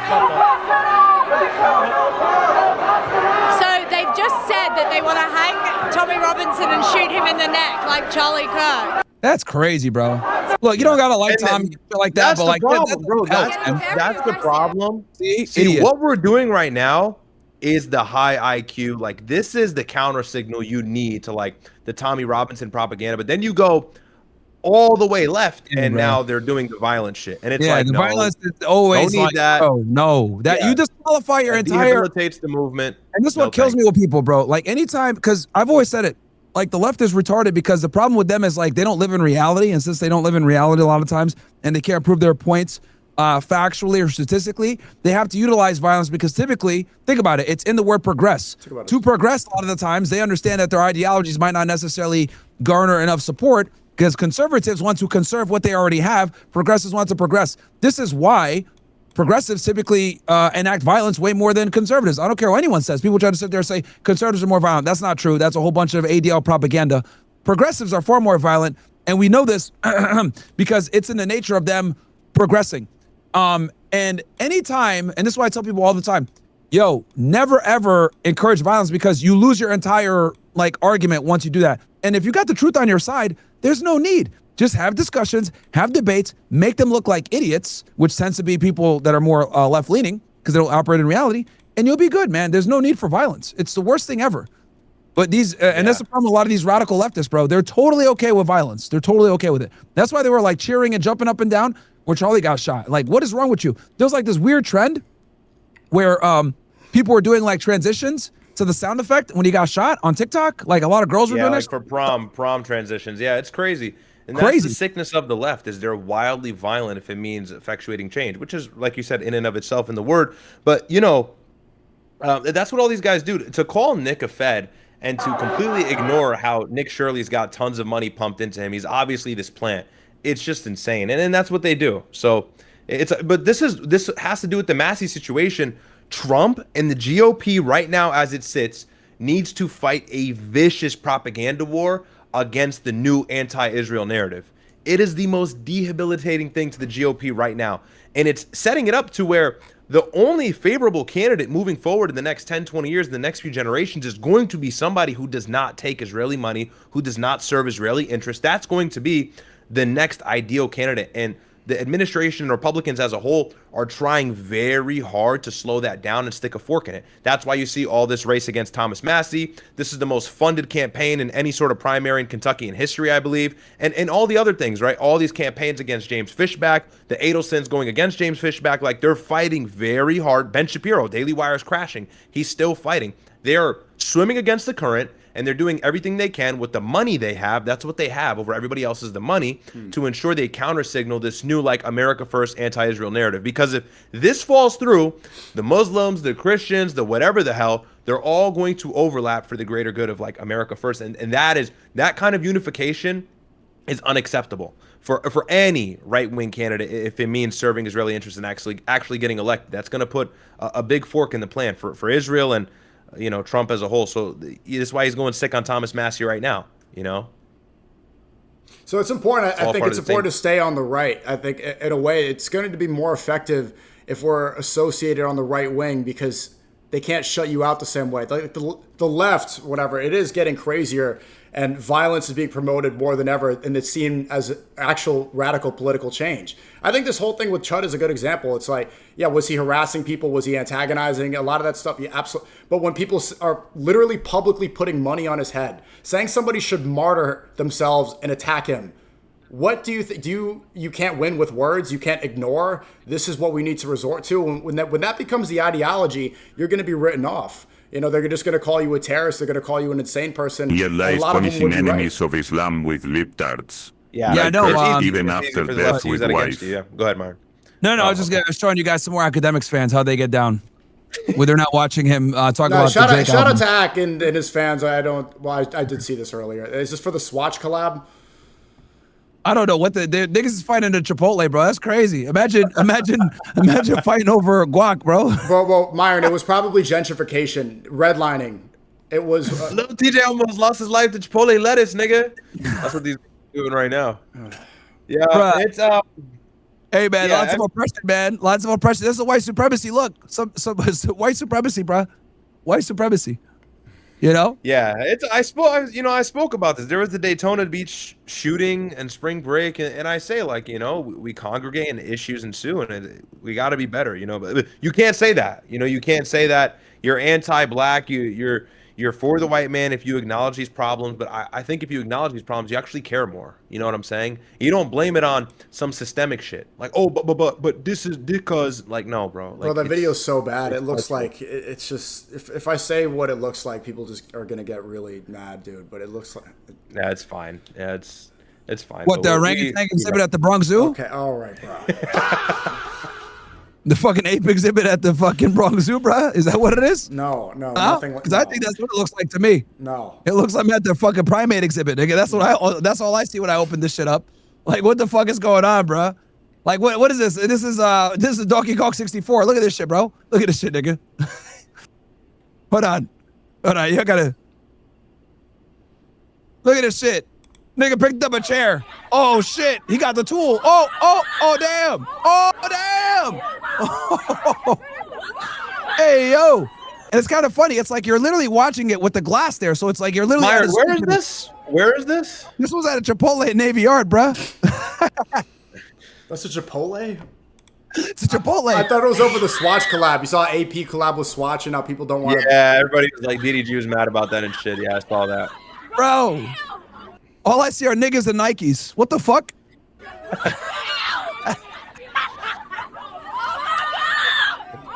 Oh my goodness. Yeah, bro, it's really not a good look. Really not a good look. These are all like 15, 16-year-olds, by the way. These are high school kids. Hey, man, redlining. It's redlining, though, bro. That's why they're fighting like this, nigga. It's redlining. It's systemic racism. It's white supremacy. No. Maybe they were just excited about Iceman. I don't think maybe you don't know the lore. It could be a lot more. Yeah, probably. Yeah, that's probably was. Yeah, they're probably listening to Iceman. Yeah, they were ready for the new Drake. That's all. They should change the name of the song to Monkey Man. Diddy Kong Man. Really, dude? Monkey Man, like Monkey Man, bro. No, he said he said free Palestine on the track. I like that he made fun of DJ Khaled, who he's so fat that if he stopped eating, he could solve the famine crisis in Gaza. That needed to happen. Oh yeah, DJ Khaled's a bitch, bro. Big fucking pussy. Yeah. Well, look, Drake. I think shout out to Drake. Drake stands with Palestine, if I'm not mistaken. Yeah, he does. There was some sort of Palestinian protest in Europe, and he came outside on like the balcony of his probably multi-million-dollar hotel or whatever, and he like did the little gesture, like I stand with you guys. And he said something right after October 7th too. He signed some legislation, but like, how bad is it in hip hop that the first person in hip hop to say "Free Palestine" in a song is the Jew? Is the Jew? Yeah, that's kind of crazy. Like, what else? What is everybody else talking about? It's like there used to be rappers, the woke rappers, lyrical, miracle, spiritual, individual. They would talk about oppression.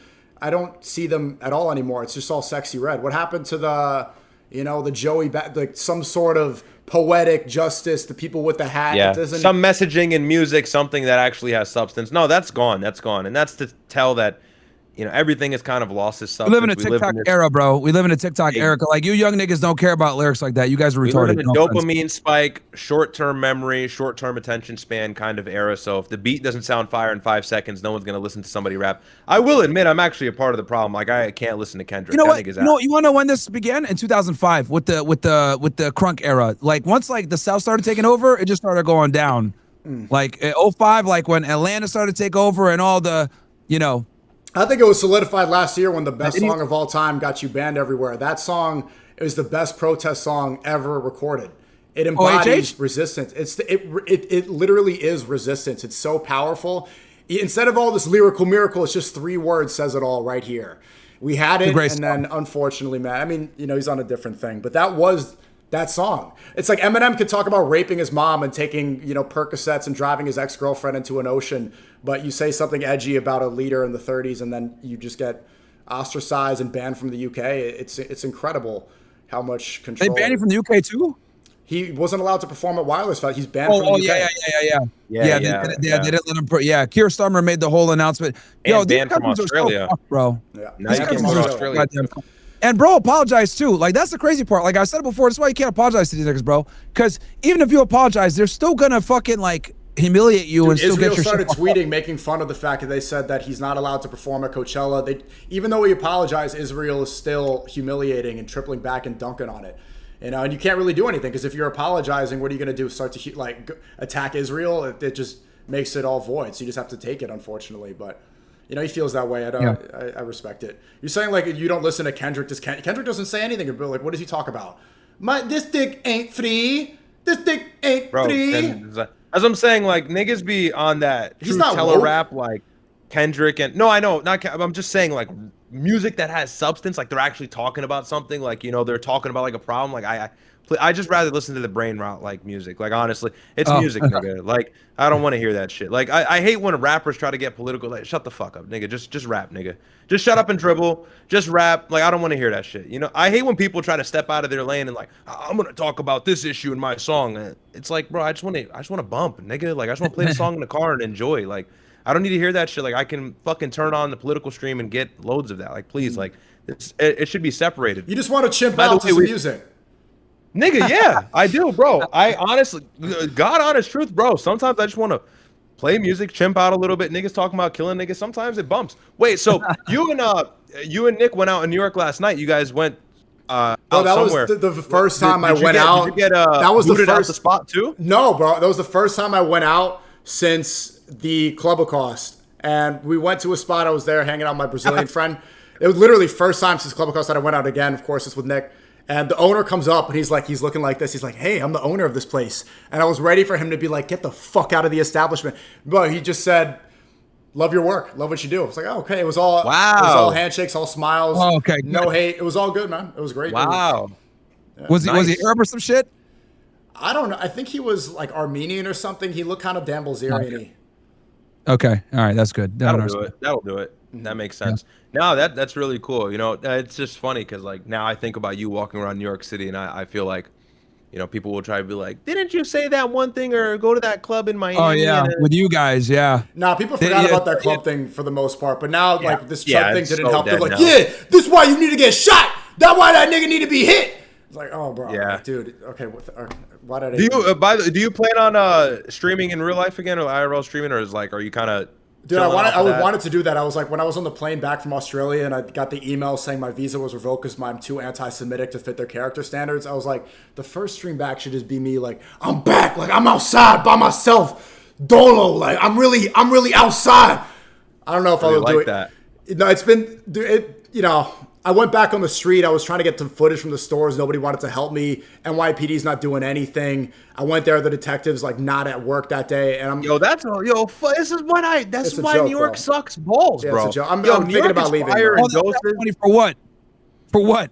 Yeah, yeah. No, I will say I love New York in doses. I really do, and it's like one of the best cities in the world. Like I will never not admit that, but to live there, I couldn't, bro. I couldn't. Dude, in the irony you can't too, even get help when you're fucking assaulted randomly. The irony too, like people didn't see, but I got pepper sprayed as soon as I got up.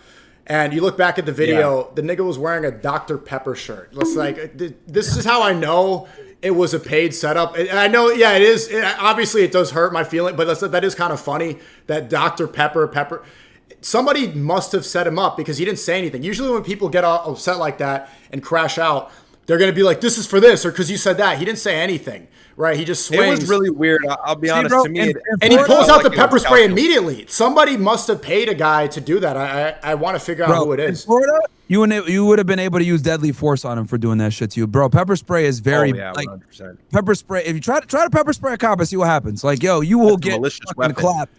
Bro, I have Eric Adams' number, the former New York City mayor, you know, and I know he's well connected with the NYPD. I was going to reach out to him, and then I remember when he left office, he went to Tel Aviv, or no, he went to the Wall, and he's like, I was serving you. Might do more damage than good. He was like, I was serving you as mayor, and then he did a Freemason. I'm like, okay, maybe I probably shouldn't ask this guy. He's going to set me up more.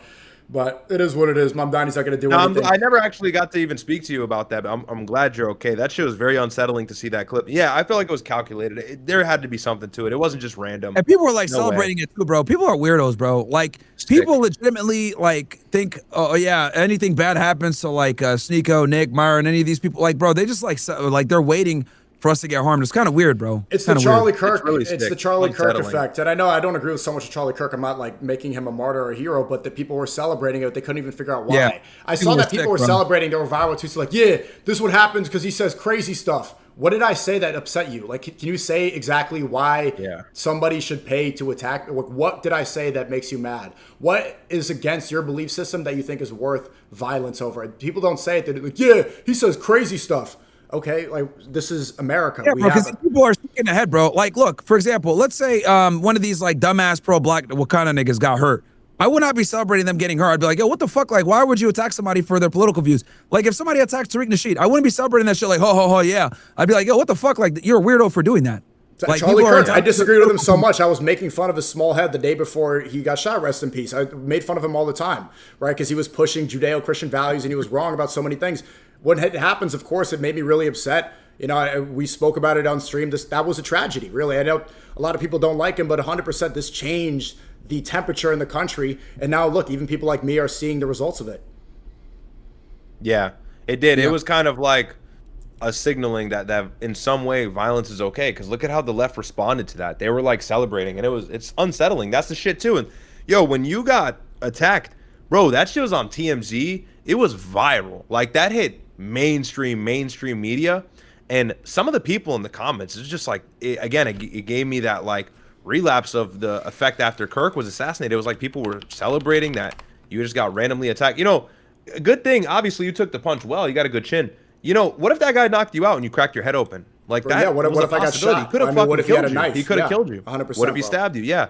That's the shit that these people don't think about. So dude, it's a really good thing you were okay. Look at how the media demonizes it too and encourages it. So this is the New York Post, and I did an interview with them, and I destroyed the Zionist, this girl, Ricky Schlott. She's criticized Myron as well, the Manosphere stuff, and they didn't even upload the interview because she got demolished. And so instead, they just post an article, and they put quotes where I said Hitler had aura because of his outfits. Okay, whoa, controversial take. Then I get attacked.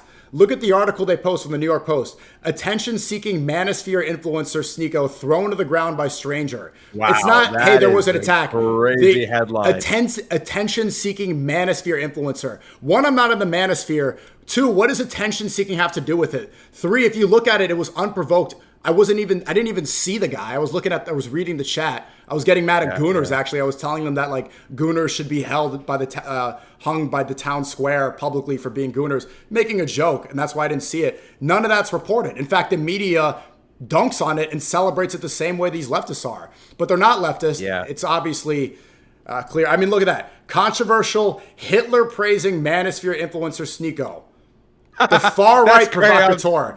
That's crazy. The far-right provocateur. So Matt Walsh is calling me a communist jihadist. Ben Shapiro is calling me a third worldist jihadist, immigration supporter. And then the New York Post is calling me a far-right Nazi. They're doing everything they can to put as much dirt on my name as possible so that somebody will feel vindicated if they do attack me. This is the nature of political discourse. They can't beat your argument, so they try to demonize you so much to inspire somebody crazy to fucking kill you.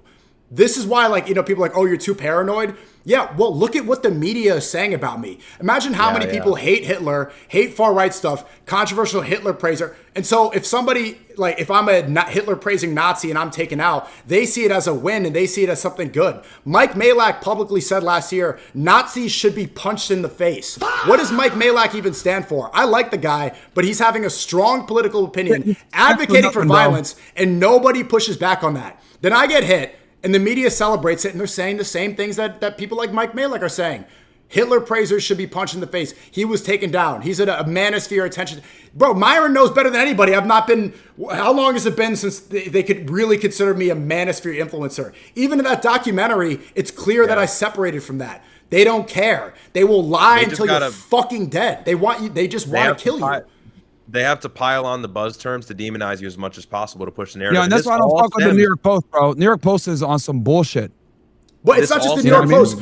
Sky News Australia, bro. Sky News Australia said the same thing. They're saying he's a weird mix of neo-Nazi and jihadist. So I'm a terrorist and a Nazi. When have you heard of a Muslim Nazi before? That doesn't even make sense. I'm an ISIS-supporting Nazi. Sky News Australia is saying this to try to signal to people, look, this guy's evil. Somebody do something. The government approved my visa when I enter Australia. They see Sky News. Then my character doesn't fit anymore. Then I need to be revoked and banned. This is the world we live in now. It's extending far beyond just America. It's worldwide. You get banned from London. You get banned from London if you make a song called NHH. But then Tommy Robinson, who's saying Islam is the problem, they're stripping free of their burqas, they're on stage and they could do a major public protest. It's so clear who's allowed and who's not allowed, and still people blindly fall for the propaganda.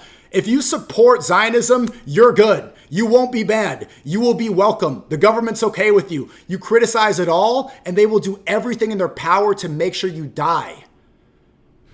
Yeah. That's and the crazy part is that was the New York Post, which the New York Post is supposed to be unbiased. It's supposed to be right leaning, which again, I've always said the New York Post is cosplay fucking conservatives. They're Trump retards, and they're only right wing if it's pro Trump. They're stupid as fuck. There's no such thing as right wing and left wing anymore. It's gone. It's done. There's no Republican or Democrat. People need to stop getting their panties in a bunch when people like Nick say vote Democrat. It's over. All this stuff. Oh, transgenders. That's what's separating these culture war slop. It's anti-Israel or pro-Israel. That's the two-party issue. That's it. Everything else is all distraction. It's all a populist tool, and you're being baited to fall for their party. Anyway. Yeah. No, you're completely right. I mean, it's infuriating when you got to worry about your safety all the time just for having an opinion. So, it's completely understandable. And nobody reprimanded that guy or condemned him. Like, I saw no condemnation from that guy except, like, your friends. Like, Nick, Myron were one of the only ones to actually condemn what that guy did. A couple other streamers that I'm not mentioning.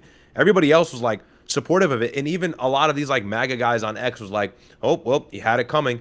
And it's just disgusting. It goes to show their double standard. When something happens to one of their guys... When something happens to one of their guys and there's a political motivation behind it, they're crying, the left is violent. They use all those same talking points. And then when it happens to somebody else who just happens to be critical of Israel, well, then it's like, oh, well, at the same time, he's, provocative and he's a reactionary. And so he had it coming. And that's what they do. But you guys have been resistant to it. And that's why they're terrified they cited of all in of the sources, they emailed me and they put 10 links as to why my character's unfit. One of them was a link to a summary of the Manosphere documentary by Louis Theroux. It's a Manosphere influencer. That was why I'm unfit, because of that Netflix documentary. And I'm not a criminal. I've never committed a crime. I've never been convicted. I've never been arrested. I haven't had any real, criminal allegations towards me. But look how I'm still treated as a criminal in the first world, the civilized first world with democracy, Western values, and free speech. I get banned for tweets they don't like, criticizing Zionism, for being in a documentary. They treat you like a criminal now. This is what happens when you exercise your rights, when you actually follow democracy, free speech, and try to speak up against tyranny.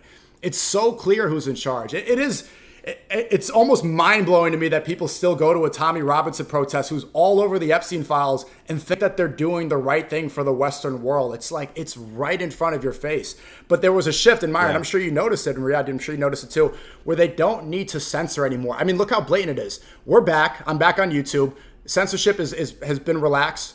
We're saying what's real. It's so obvious, and people still eat up the goy slop. They don't need to censor everybody. They realize that they can get away with it because of how goyim we are. We just love the populist slop they feed. We'll eat it up nice. Goy slop, Chipotle chair. We will still fall for it. It's sometimes it could be like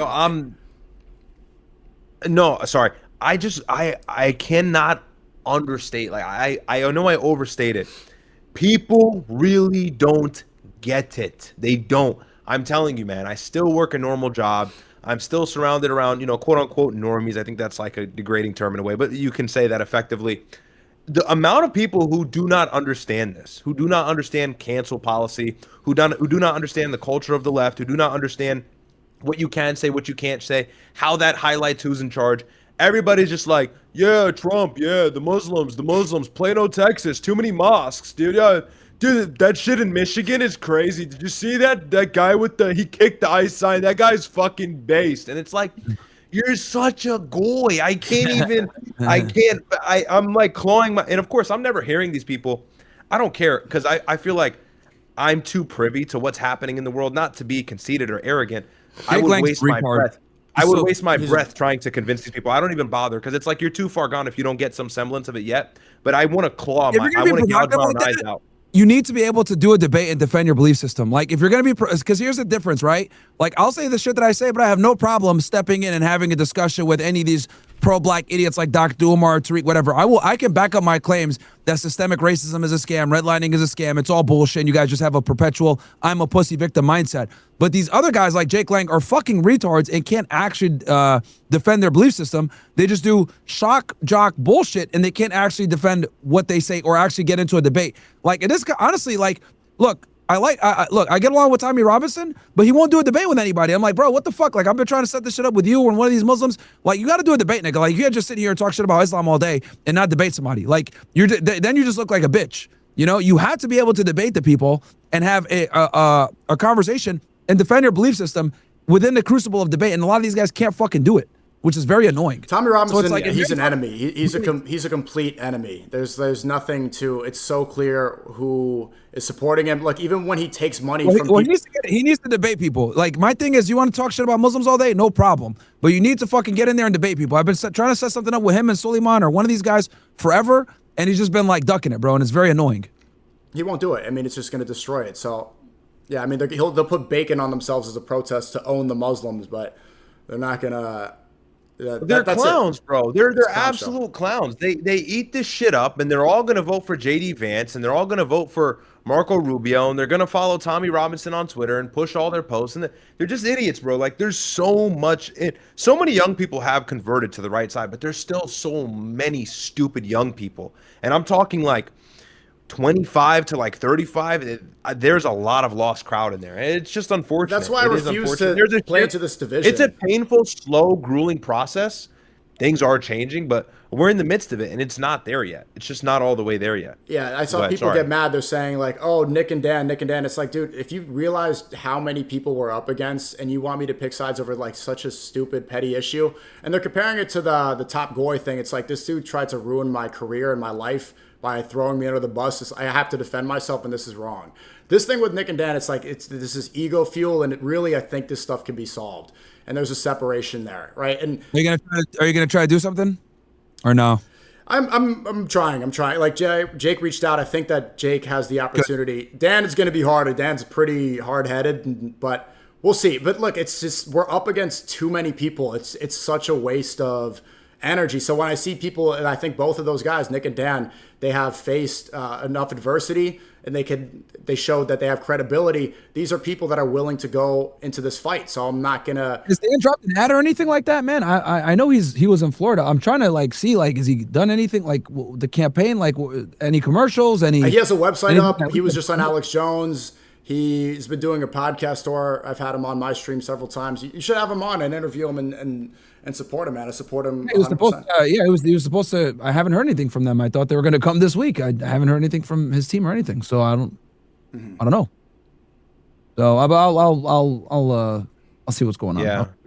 It's a good cause, but it's tough. It's tough for Fishback. It's tough for Bilzerian. You know, you're fighting money, bro. You know, it's a different game in the United States when you're fighting money. Coincidentally, right? That really shouldn't be the case, but you're fighting a lot of powerful billionaires and funders and the president. And the president is synonymous with Israel. The president is synonymous with the Jewish donating class. They are his powerhouse. They are his fuel source. So whoever he backs, it's hard, but going against them, whether you win or you don't, and hopefully you win, right? But going against them symbolically is important, right? And it helps. It pushes the needle in the right direction, even if it's a couple inches. It goes a long way in the grand scheme of things. Pause. Absolutely. So, you know, it is what it is. And that's what Tommy accused me of. Like for years, Tommy Roberts is like, Sneako's getting paid by Saudi Arabia and Qatar. He's probably getting contracts. He's getting contracts in it. And it's like, wait, you are taking all this money. His son is flexing all the donations they took. They pump and dumped a crypto coin. It flopped immediately. And he's on a private jet talking about how you can't afford to be on the jet. This is the money that you spent, the British Patriots, the England first. You spent it on this, on your son's private jet. And that's why he accuses it. Now we saw from the Epstein files, Epstein called him a cheap whore at any price. The reason he says Sneako's getting contracts is because he's getting contracts. Because he's kissing the rabbi's ring in Israel. Because he's getting funded by these. He's with the IDF shirt. In fact, like, there's no money on this side. They accuse me, oh, you're getting paid by Saudi. After the Iran war, you see the difference and whatever. I'm not going to get into that. I do want to visit Medina, but come on. People see what I'm saying. I've not gotten any emails. You know, you would think that there'd be money on this side, like some rich sheikh or somebody would be like, hey, man, good job, this stuff. Here's that. Nothing.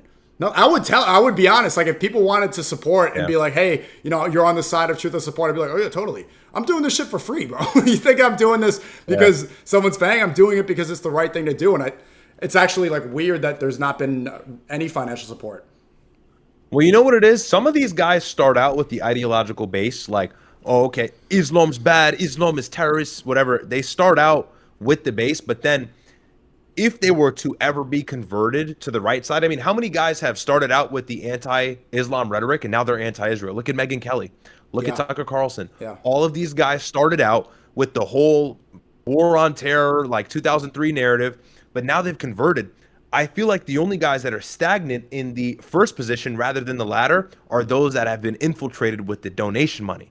And so that's what you see. You do see Jake Lang. He's doing the whole Quran burning, Bible bacon thing, but then there's a picture of him like kissing the wall. And it's like, oh, okay. And that's what the Zionists salivate at. That's what Israel salivates is somebody who's anti-Islam. You take that guy and you spin him for your own purpose. It's very opportunistic because being anti-Islam politically is synonymous with the support of Israel if you cannot distinguish the difference in the Middle East. See, there's some guys that are anti-Islam just because they don't like Islam. Whatever, I suppose that's their prerogative. But more often than not, people try to group the anti-Islam with this like terroristic ideology, like the Quran has the semblance of terrorism, which motivates their thought process. But those are the dangerous talking points because that serves the Zionist entity and that's what they want. So they make it, you know, you have to be able to distinguish somebody who's just like apologetic or like into the theology, like whatever, they're just not going to like Islam for their own reasons, and that's a given. But when they try to point towards Islamic terrorism, the IRGC and all these Muslim countries funding terror and the proxy groups, and it's like now you're using the Zionists, the Jewish talking points, and that's the distinction that you have to be very privy to, because there's a lot of guys that come off the top of my head now, I know they're getting paid, versus other guys it's like I know they just don't like Islam, right? So you do draw out that distinction, but of course, with the whole like political anti-Islam narrative, that's way more popular. It's way more popular. So you can't give it any weight. You know, even if you don't like Islam, it serves your best interest to not go against it because you are serving the adversary's interests. And I was like, easy for you to say as a Muslim, easy for you to. It's true though. It really is true. Right. Like, don't wait. How much does Nick is Catholic? How much does he talk about Islam? Really rarely, only when he was going back and forth with you, but really rarely. It's because he understands what's important, and he knows if he goes against Islam all day long, he will inadvertently be serving their interests. It's also irrelevant. Muslims are like 1.3% of the United. Muslims don't make up any sort of threatening majority of the United States. It's a fact. And so, like, if somebody is intelligent, they will immediately discern that difference and tell you, hey, wait, yeah, maybe I don't like Islam either, but that's actually not the problem. You know what I mean? So I wish I saw more of that. There's a shortage of that. Yeah, Alex Jones, Dan Bilzerian and Nick did the same thing. Alex Jones came in, it's the Muslims. And they're both like, actually, no, it's not. That's stupid. And you're a boomer. These are George Bush talking points. The best thing you could do to fight back against this for the Muslims is use your character. What defeats this propaganda, we can yap a lot and it's effective in some sense. But you notice, when you listen to Kufar speak, or the people that don't know, they're like, wait, Muslims aren't terrorists. I know a Muslim guy at work and he's actually a nice guy. Oh, wait, Muslims aren't angry. I saw them praying and it seems really peaceful. Your character goes so much further than anything you could really say, the way you conduct yourself. And I was trying to tell black people who are getting so, cortisol spiking over this thing, it's like character is what people look at. You could talk about this and say it's offensive, but people are going to look at the way you act. So if you start advocating for violence and freaking out and throwing chairs in Chipotle, it's like people remember this, and this is how they assess who you are and what you believe in. If you conduct yourself as a gentleman, and Malcolm X is the perfect example. He puts on a suit. He stops saying the N-word. He's no longer a drug dealer and a pimp. He is transcended. He's become somebody who's articulate, who's smart, who's a leader, who knows how to act in public, who can speak properly, who can interact with different races and different people. People look at this and their character goes much further. Muhammad Ali, same time, his name is Muhammad Ali, but they see the way he talks and look at the way he talked back then. He was speaking in a poetic way. You don't see this anymore from the black community. I mean, people might get mad when you say this, but Muhammad Ali had a way with words that resonates with people. And even though his name is Muhammad Ali, today people are going to cortisol spike just about that. They remember his character, where he says Allah is the greatest, or he has a matchbox in his pocket because he remembers how he's going to burn if he goes to hell. And his speeches after the fights. This is what sticks with people. Your character goes much further. So even though there's rage baiters, even though there's people that are trying to piss you off with a pig bacon on themselves, just hold yourself to a higher standard and you win. If you lower yourself and argue, this is what I wish black people understood. It's like when your girl is chipping out at you and she's freaking out, why this, why that? If you act, and Myron knows better than anybody, if you go, no this, no that, you know what you've now done? You've validated her stupid argument. She's emotional, and if you act with the same level of emotion, you have now subconsciously told her this is an okay way to act. You are correct to feel this way. When instead, if you go stone-faced stoic, no, you're wrong. She freaks out. Eventually, she's going to be like, okay, yeah, I was wrong. So when people are in public and Chud the Builder is there trying to get a rise out of you when he's chimping out, because he was, and you chimp out in response, you are validating him as a threat. You are turning him into somebody serious. You are saying that this guy should be considered. We should listen to him, when in fact, he's a rage baiter. This stuff is stupid. Don't give it the energy that they're looking for because you're lowering yourself to that standard. When Tommy Robinson is being a retard, you got to tell him he's a retard and act better. This is how you convince people. Yeah, 100%. And that's what I was saying on your stream. I was talking about Black Excellence, Malcolm X, and look at how Malcolm X's intelligence overrided how extreme he was. Because he had an extreme ideology. A lot would quantify his ideology as extreme, but how eloquent and articulate he was, it shadowed everything else, and people just looked at him as an intellectual. And that shows you how far being intellectual and actually sharing meaningful conversation goes. That's why I said when the whole Jake Lang thing broke out a few months ago, I went on stream by myself and I said this. My brother wasn't on. I was filling in for him. I said, this is exactly what you must ignore. This is the perfect time to seize the opportunity of being the bigger person, because the average American will look at that and go, what the fuck's wrong with this Jake guy? Why is he doing that? But then when the Muslims, the Muslims start tweaking and, like you said, chimping out, then it validates it. So I 100% agree. You know, no one's going to open a Quran. You are a Quran. You are a Quran to somebody who's not Muslim. That's what Khabib Nurmagomedov said. And look how he changed the modern day perception of Islam. A lot of people saw how Khabib acted against Conor McGregor and all that stuff, and he didn't chimp out. He stayed calm. He said, hey, I'm going to smash this guy, alhamdulillah. And people went, What? He chipped out, dude. He flew like an eagle over the octagon. Which it was a valid. It was after the fact. But what I'm saying, leading up to the fight, he kept it. That's true. He kept it cool, and he didn't respond to the bait. And people went, "Wow, Muslims are calm." Wait, was everything I was told my whole life about Islam a lie? And it made people start questioning. So you're completely right. Yeah, he did chimp out after the fight, though. Bro hopped the octagon. But I mean, Conor really violated. He posted a picture of his wife with a burqa and said towel head. He charged him up bad. The people were threatening him directly. Dylan Dennis and the stuff. There's an argument there, but that's probably the most famous chimp out of all time. Is Khabib's chimp out, and yeah.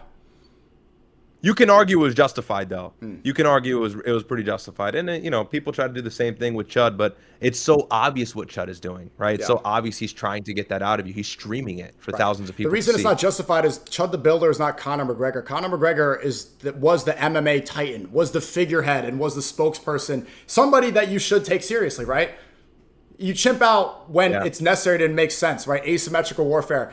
Chipping out of this guy is just like, dude, you are letting them win. Now more racists are going to think that you're incapable of being civilized. So, you got to think. Yeah, no, agreed. It's an important conversation. They don't want to have it, but it is important to talk about these things, and hopefully it becomes widespread. Hey, we should try to exercise some discipline. I want intellectuals to fill the streets. I want Muslims to be intellectual. I want blacks to be intellectual. I want them to debate. I want them to share ideas. I want them to sit down at a table and talk about these things. That will further progression more than anything else. We need the best of the blacks, the best of the Muslims to gain platforms, to sit at tables with the adversaries and dismantle them. That is it. That is what's going to push the needle more than, and then getting powerful, obviously, right? But that's something that an already certain group has figured out to a T. But that's the second best thing there.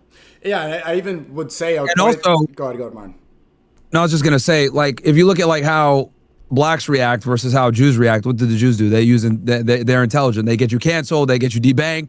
They hit you where it hurts. Versus with the blacks, what do they do? Oh, we're gonna use violence. You go get punched in the face. We go find you. Some idiot in my chat came in and said, I don't like the shit you say about black people. Come to Minnesota and say that to my face. Let's see what happens. I'm like, all right, bro. You just confirmed the very stereotype that I literally have been saying forever. You fucking retard. And it's they're not even aware of their stupidity. So it's all right, dude. It is what it is. You guys can get mad at Chud the Builder all day or whatever. But if I went to Brooklyn and I went to where all the Jews are, and I started saying a bunch of things about Jewish people, I don't have to really worry about getting shot or attacked. But if I do that in Harlem, I might get shot or attacked. And that's the big difference is how does every group respond to getting, stereotypical racist things thrown at them? There's only one group that's going to physically attack you, viciously, or the most likely to attack you viciously. And they don't want to they want to use this excuse of oh, well, you're rage baiting or whatever. That still doesn't justify the response. Right. Oh, you call me low IQ, emotional, and violent? Well, say that to my face, and I'm gonna punch you. Yeah, literally I'm low IQ, emotional, violent. What? Yeah. And it's everyone that's getting mad about the Chud shit, it's all right, bro, look, we're not sitting here saying what he did is right or good. It is funny in some ways. I'm not gonna lie, because I think racism is funny, but I can see why people will be offended by it. But to be offended by it and then respond with violence just isn't there's no justification for that. And the more facts that are coming out with this whole shooting, the more it's starting to look more like self-defense, bro. There's been people that are coming forward that were watching the actual stream and saw what went down, and went down the way that a lot of these people that are watching the actual stream and saw everything unfold. If it goes down the way that a lot of people are saying, he has a very strong self-defense case, bro. Very strong. So we'll see. Yeah, I mean, if he was attacked, it's a stand your ground state. Obviously, you have all the antagonism and stuff. I know that plays as weight in the law and stuff. And for all the idiots out there, I remember when I defended Nick Fuentes when he pushed that fucking chick, and I was one of the few people that said, nah, it's self-defense, he's justified. And guess what? The case ended up getting dismissed because the prosecutor knew they didn't have anything on him, and it was a rational and justified use of force. And they obviously said, you know what? Let's go ahead and just plead it down to a smaller charge. It is what it is. There's a reason why. So and he I think he had to do some community service and write a. Well, you said this. You were saying this before the second angle. You were saying this from the pepper spray angle. I said because no one knew he even. You said it from the jump. No one even knew he absolutely launched her. Yo, I called it from the jump. You were saying this from the first video. I was one of the first people to say that it's justified and it's self-defense and they can't do shit to him. And everybody dumbass Poetic Flacco, which by the way, I saw you guys send me that video. I'll cook his fat ass here soon too. Don't worry. All these things come out. I'm supposed to do an interview with him. He just reached out to me. You don't like him? No. Do the interview. I'm gonna debate him on black issues because he thinks he knows what he's talking about. And he doesn't. He's a stuttering retard. So like because like now I got like because he's like made several videos on me because he also was one of these people that came out and said that I was wrong with the whole Nick Fuentes thing with the when he shoved that woman, and I ended up being right about that shit. So no, bro, do the interview. I'm not a hater or whatever. It's just that he said that he wants to have a discussion with me on this topic. Cool, let's do a debate, nigga. Because you do these pre-recorded videos, you stutter like worse than fresh. Let's go and have this discussion, bro. Because honestly, at this point, like this shit's starting to get ridiculous. He's made several videos on me. Like these Wakanda niggas are out of control. They're annoying as fuck. So let's see what happens when the rubber meets the road. Now you're forced to defend your fucking ideologies, this pro-black stupid bullshit that you say about victimization constantly and all this other shit. Let's see you defend it real time, live, without edits, without jump cuts, without any of that bullshit. Like this shit is annoying at this point now because he made several videos on me on this topic. When I was there at No Jumper and we had this discussion, he couldn't say anything. The victim mentality is a major sickness. It holds you back more than anything of the oppression that people talk about. It's insane. And it's like all I said, they're mad because I went on a rant about why people are like supporting Chud the Builder or whatever. Like these people can only get mad at me and say the shit that they say, but like I'm telling the truth that everyone else is scared to say. Like it's not a mistake or it didn't come out of nowhere that Chud exploded in popularity, bro. The reason why exploded in popularity is because everyone has black fatigue, bro. Like, and it's only the black community that's too stupid to realize this. Like I gotta be the one to tell them like, look, bro, people are kind of tired of like constantly seeing like black crime. People are kind of tired of walking around in these blue controlled cities where they can't even walk and enjoy the environment. People are kind of tired of gang violence. People are kind of tired of opening up their Twitter feed and always seeing young niggas running around fighting at Chipotle's and shit. People are kind of tired of watching these teenagers march and ruin the fucking cities. Like this is what it is. And you guys are acting like niggas are just mad because there's racism. No, bro, we're all tired of it. Everybody is. I got 1/3 of my audience is black, bro. And we're all tired of the fucking monkey behavior. Right? Like niggas are tired of the fucking chimpanzee, orangutan, ape like dumb fucking behavior. And it is what it is. Like I gotta be the bad guy to say it. Like when I or anybody else says, hey, violence is not the answer, no violence, people think that's like some sort of virtue signal. No, it's actually a predetermined or really like an antidote, some sort of remedy so you don't increase the diminishing image of your people or you as a whole. That's the whole point of it, because what do we see every time somebody's violent? Their race or their religion or their whoever they represent are blamed as a whole. You know, black guy does something, all blacks are blamed. White guy does something, all whites end up being blamed. So it's like you're also carrying the image of your people. You don't know if an instant can go viral. You don't know what can happen. That's why we say violence is not the answer. Not to virtue signal like, oh, don't be violent, don't be violent. I don't know if that's true. Yeah, there's some of that too, but it's also because when you are violent in response to something that isn't violent, you increase the diminishing image of your people or you as a whole. Go ahead. I don't know if that's true. You know, the first thing in Chud the Builder's bio says Christ is king. And have you ever seen anyone said Christian streamer? Have you seen anyone mention Christian attacker, Christian harasser? No. Imagine if his first thing said Allahu Akbar. You know what everyone would be talking about? No, you're totally right. Yeah. You're totally if right. Chud the Builder was a Muslim, if his name was Muhammad the Builder, if that was Ahmed the Builder, oh, bro, are you kidding me? Yeah, every single one of us would be facing that. But he says Christ is king in the bio, and not one person on the entire internet points that out. And rightfully so, they shouldn't. He should not represent all Christians. I've seen people say, some people have said like, hey, bro, like you can't be doing this in the name of Christ. I've seen some people say that. No, they criticize him, but they don't associate him with all Christians, right? There's negative perception about him, but people aren't using that to demonize Christians, right? If his name was Ahmed the Builder, best believe we'd all be hearing it. No, bro, I agree 100%. When I said the white guy thing, you do have to understand as well, though, like white nationalism is also very, very dangerous to the power structure as well.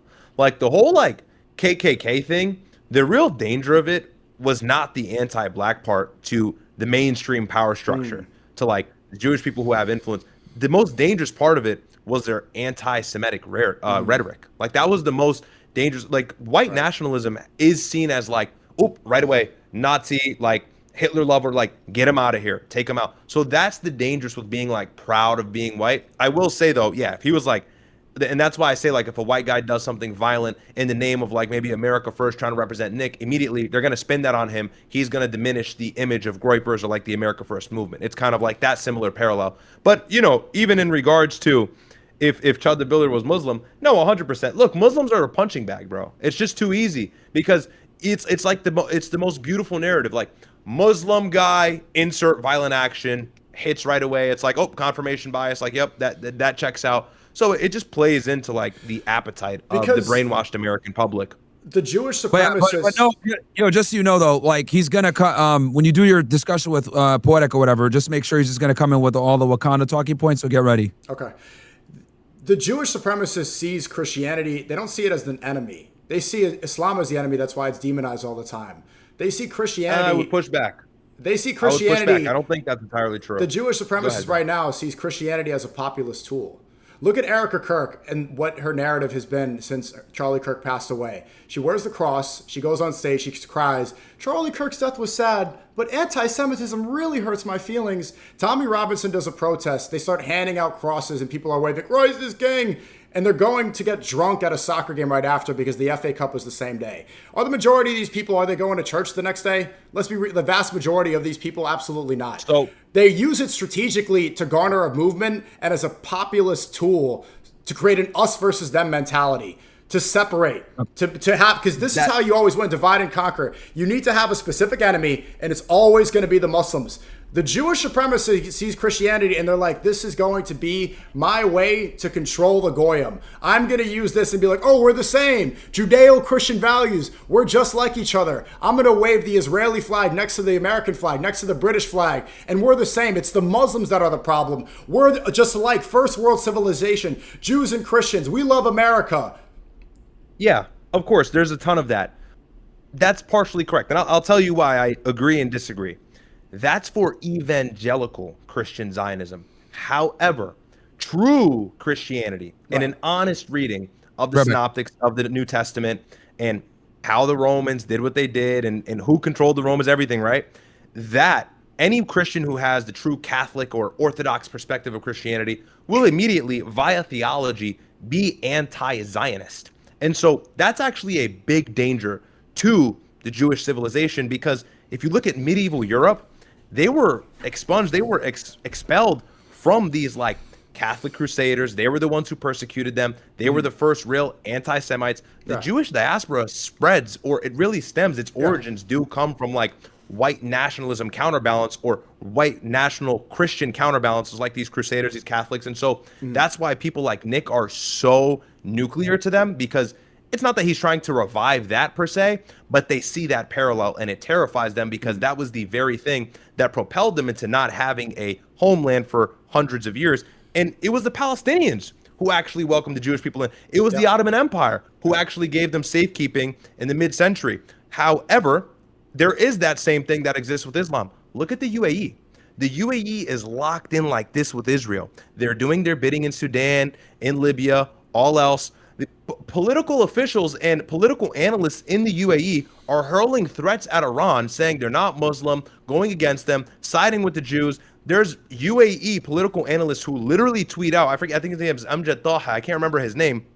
He says the Arab-Israel axis is real. We will side with the Zionists against the Muslim extremists. Mohammed bin Zayed, the leader of the UAE, had a press conference, I believe, at the UN, and he said something along the lines of, the UK needs to expel all the Muslims because there's real terrorism harboring within your own Western walls. And so he's siding with the Zionists against this like anti-Muslim position. And so there is some parallel between these like cucked Gulf nations and Israel. So this is what Israel does. They weaponize the Gulf Arabs. They do their bidding, like the UAE and all these other ones. I don't want to name too many because I want to go to these places one day. The UAE is already off the list for me. And then you also have the Christian Zionists, the Erica Kirks, the Turning Point USA, the whole like kind of evangelical ideology as well. They both serve Jewish interests. But it's the real fundamental Islam and the fundamental Christians that are terrifying to the Jewish people. Today, though, the kinetic war is against the Muslims.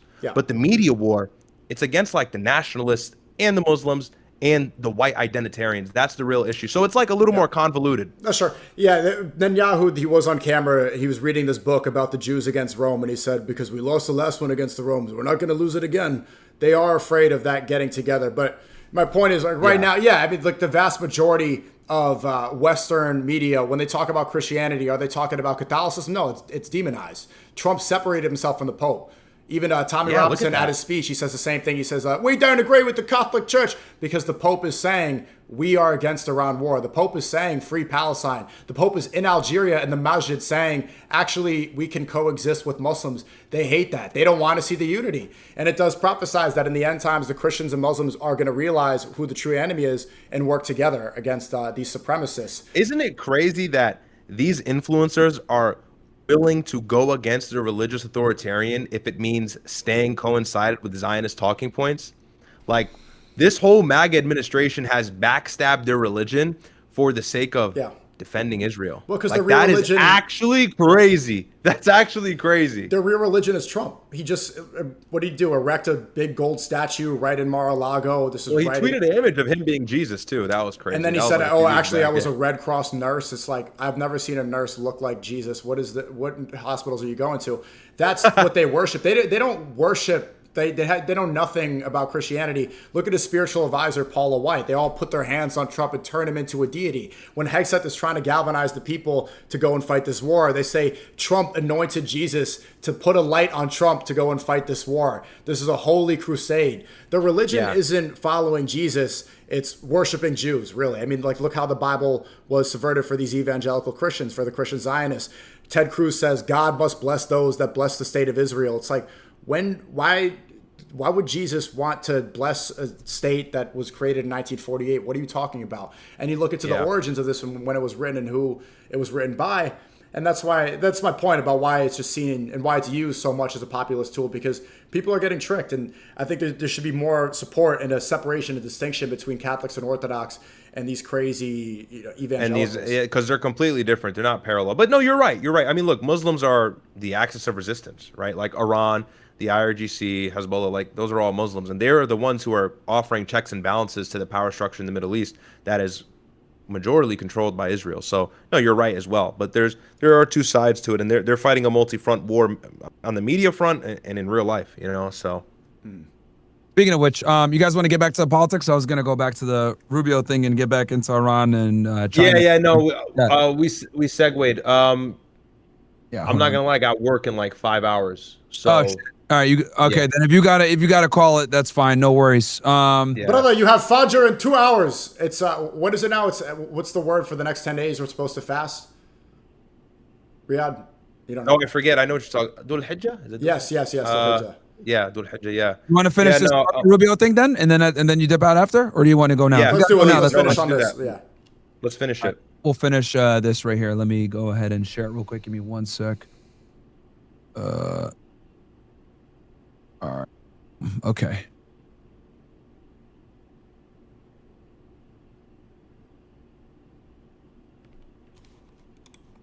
More. Yeah. And they're saving less and less. How do you explain to them, why is this taking so long in Iran? Well, so I would say, obviously, it may seem like a long time from the perspective of other conflicts that we've seen in the past. It's only been weeks, not months, and certainly not years. But longer than the president has told the American people. Well, we achieved the missions of Epic. Yeah, we thought it was going to be 96 hours. Fury. We destroyed there is no Iranian Navy. There is no Iranian Navy. Bruh. They keep saying this. And honestly, I don't even know if that's true because they still got the submarines, bro. They still have the shallow submarines, which they just started deploying out now. Like, what? And by the way, arguably, the speedboats were one of the main issues that drove the Navy destroyers out of the Strait of Hormuz. So it's like these and those speedboats are not a part of the Navy's. Those speedboats are part of the IRGC, by the way. Yeah. And so like they're talking about how they like decapitated that part of the military. Like that part of the military is actually offering the most resistance to your plan and opening up the strait. So it's just funny. Small little speedboats with a machine gun on it, but that's not a Navy. They're actual Navy, and they had a Navy. They had a Navy that had carriers on them. So he admitted that those speedboats are not a part of the Navy. Aircraft carriers traditionally, but the ones that could launch drones from those things are completely gone. I understand, but the strait is closed. There's still uranium. Well, the straits are closed is their reaction to the aftermath of Epic Fury. They decided they're going to take the world hostage. And my point is, what they're doing now with the straits, they would have done once they acquired a nuclear weapon, or once they built their conventional capabilities where they could hide behind to a certain level. Understand what I'm saying by this. If you have 20,000 missiles, you can't possibly shoot down 20,000 missiles. I mean, they would overwhelm your systems. Once they establish that point of immunity, not only could they hold the world. Yeah, honestly, dude, they probably have. The people said that their stockpile's like 5,000 or 6,000. Dude, if Hezbollah has 150,000, imagine how many these guys have. Right? Yeah. Like, if Hezbollah has over 100,000 like they claim, imagine how much the Iranians have. CIA said 75%, and the Iranians themselves said 120. right? And these stockpiles underground, man, they go deep. They go. Remember, we saw the videos. Yeah. Too many of them. Program. They could hold the world hostage with the Straits. It's not the first time they've tried to control the Straits. And what they're doing is illegal. It violates every law on the books in terms of international law, which all these countries in Europe and well, if you see, it's kind of funny. We use international law and benefits and not. You did a strike when Iran was not a threat to you whatsoever. According to international law, that is also illegal. Like to talk about, they have militarized the Straits. They are threatening to sink commercial vessels that don't pay them a toll. That's unacceptable to the whole world, not just to us. Will Project Freedom return? Are we going to start bombing Iran again? The reason why Project Freedom stopped was at the request of Pakistan. And they said, the Pakistanis said... This is epic hope. No, that's not the reason why. That's not the reason. We know the reason why Operation or Epic Freedom, or whatever it's called. Epic Fury. Epstein File, Epic Freedom, Epic Epstein Fury. No, Project Freedom did not work. It's because Kuwait and Saudi Arabia denied giving us access to the military bases and airspace, which we possess and had ownership of, which is why they're buffer states for us. They told us no when it mattered the most, and then the next day, after we seized their operation, then they said, oh, you can come use it now, as if that mattered. And they also hit some destroyers as well with some missiles. Yep. Some missiles got hit with subsonic cruise missiles. That's another reason, too, why they had to back out. If you guys stop Project Freedom, we think we can get to a deal. And so in the interest of diplomacy, the president would prefer to have a diplomatic solution to this problem with Iran. We went ahead and agreed to stop it. By the way, we agreed to... See, this is how you know it's bullshit. The Iranians' biggest grievance isn't them escorting ships. It's the fucking blockade. The blockade is still going on, but they're not escorting the ships. Why are they not escorting the ships? Because they get fucking hit with cruise missiles. That's why. And drones. That is the real reason why they stopped Operation Freedom. It was putting the Navy in a significantly disadvantageous position where they can easily be attacked. Okay? That's why. Stop it. We had destroyers. This whole Pakistan shit is cope. Inside the Persian Gulf. We said, okay, we're going to stop. We're moving our destroyers out. They get fired upon by the Iranians. And that's the activity you saw last week. We still... And again, guys, they always say in every war, the first casualty is truth. Both sides are lying, right? Both sides. The United States as well as the Iranians. They're never going to tell you the real reason why. Right, they do certain things, or why they made military decision a lot of times. They're gonna say it in a way that's the most face-saving. The president strongly prefers a diplomatic solution. We're going to continue to try to work on one. We've given this regime in Iran every opportunity to reach one. But part of the problem we're having, frankly, is they're divided internally. Within Iran, they're divided internally, and it makes it hard to get counter proposals from them. On that point, is the new Ayatollah part of any part of this negotiations? Do you have any evidence? Is there any understanding that the new Ayatollah is active in advising Iranians' leadership? Well, I think what's clear is that the people we're negotiating with, like their foreign minister, is not the decision maker. So he has to go back to their system. Now, whether that's a council, a supreme leader, or what have you, it's not clear. During the ceasefire talks right around the beginning, or really middle of April, when J.D. Vance joined the Middle Eastern envoy, there were reports that Abbas Araghchi, Mohammad Ghalibaf, and the rest of the delegation were calling the supreme leader during the decision-making process to get the final say. The same thing that the U.S. delegation was doing to Trump. And he has all the shots. The supreme leader calls all the shots, which is why their demands have stayed maximal despite them potentially wanting to cave because of how much economic pressure they've faced. And also, really quick, Marco Rubio says Trump has been desperate to chase diplomatic efforts. He wants to end this diplomatically. Then why did he block their blockade? Why did he block their ports? It's because he wants to exacerbate the issue. He wants to restart the war. He just needs a plausible reason to do it. Why did he try Project Freedom? He was banking that Iran would actually strike a U.S. vessel or hit the Gulf, so he had another reason to restart the war. So he's not desperate for diplomacy. He's desperate for another war. He wants to finish this. But he goes back to someone and gets approval for what he's allowed to agree to and what not to agree to. In many cases, the feeling is we are negotiating with someone who then has to turn around and negotiate with someone. Well, you know, it's kind of funny because Iranians on their side said J.D. Vance was making more phone calls than they did to talk to Trump. To get he was. No, bro, the thing is, Vance was there and Trump was at fucking UFC with this guy getting drunk. Marco Rubio. Yeah, Marco drunk. I say we block the blockade. What do you think, Mr. President? Yeah. We blocked the blockade. You know what? That's a good idea. Like, bro, that's probably they probably came up with that because the blockade happened after the UFC fight, if you guys remember. Right after, yeah. In his own system and his own country. So oftentimes it takes 4 or 5 days to get responses from the Iranian side. That's been an impediment here. It also, I think, is insight to the weakness of this regime at this point and what they're facing internally. But nonetheless, we're going to keep working at it because we'd like to see a diplomatic solution. That is our preference. I'm not going to talk about what the options that the president has. He has options to do other things if these diplomacy fails, but we're going to give diplomacy every chance to succeed. How much longer are Americans going to have to wait? Well, I won't put a timeline on how long it'll take to reach a of solution. course. We want to reach one. I think what has to happen, irrespective, is the straits have to be reopened. Understand, once again, just to reiterate, what they have decided is there's this international waterway. It doesn't belong to them. But can that happen without Iran's cooperation? Can that happen? Well, it can happen one of two ways. It can happen because the world, and either Iran decides to do it, or the whole world decides to impose a cost on them for what they're doing. And the whole 100-something countries at the UN have signed up and said we are against what they're doing. I think the job now is to get them to actually do something about it. Are they willing to diplomatically isolate Iran? Are they willing to impose sanctions on Iran to force them to remove those mines and stop shooting at ships that are going through the straits? Because let's be clear, it's hurt our consumers. There's no doubt about it, okay? We are not immune to global oil prices at some point because we do buy from the global market. But other countries around the world are paying a much higher price. They have as much or more to care about the straits than we do. They've got to get involved in this as well. As the president was leaving for China. That's so disgusting. That's why a lot of them are lining up, though, to work with the Iranians instead of fight them, though. Japan, a bunch of our allies are lining up to work with Israel. We cucked for Israel. Exactly, sorry. We cucked for Israel. Our soldiers are likely going to die for Israel if we start a ground element, which is critical for seizing the uranium that we're starting this war over, we're hell-bent about. And NATO and the EU not joining is a fault in of their own. And so forget them. They're paper tigers. They don't want to help us die for the Jewish state. Well, then, you know what? They're not our allies anymore. It's like just disgusting. And he's doing this whole thing. Iran's ambitions are growing. They're going to charge for the internet cables. They're going to make more money. They're towing the ships. It's just like it falls on his face every single time, no matter how you slice it. If you break it down, especially with everything we discussed today, there's so many elements to point to that the American empire is slowly collapsing because of this. And people are going to say that's anti-American. But look at that. We gave up a lot of power to China. It's kind of true. We lost so many of our allies. We gave up our power in the Middle East, where our economy is in shambles. This was a major, major loss in every single aspect. But if we talk about, if you don't support the war, they say that you're the anti-American. But analyze it properly. This is where an empire starts collapsing. Absolutely. Yeah. And that's what Xi Jinping was referring to. He brought up the Thucydides, whatever it's called, some theory where, like, when the rising power goes against the main power, if the main power does not concede and give that authority or really give the grace to the rising power, war always happens. And so he was loosely trying to imply, in simple terms, Xi Jinping pretty much said in front of Trump and the whole administration, we're going to fight at some point, and you better accept we'll be better than you, because if you don't, there will be war. That's literally what he told us.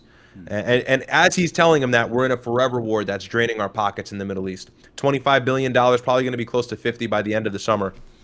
All for what? You know, they know this.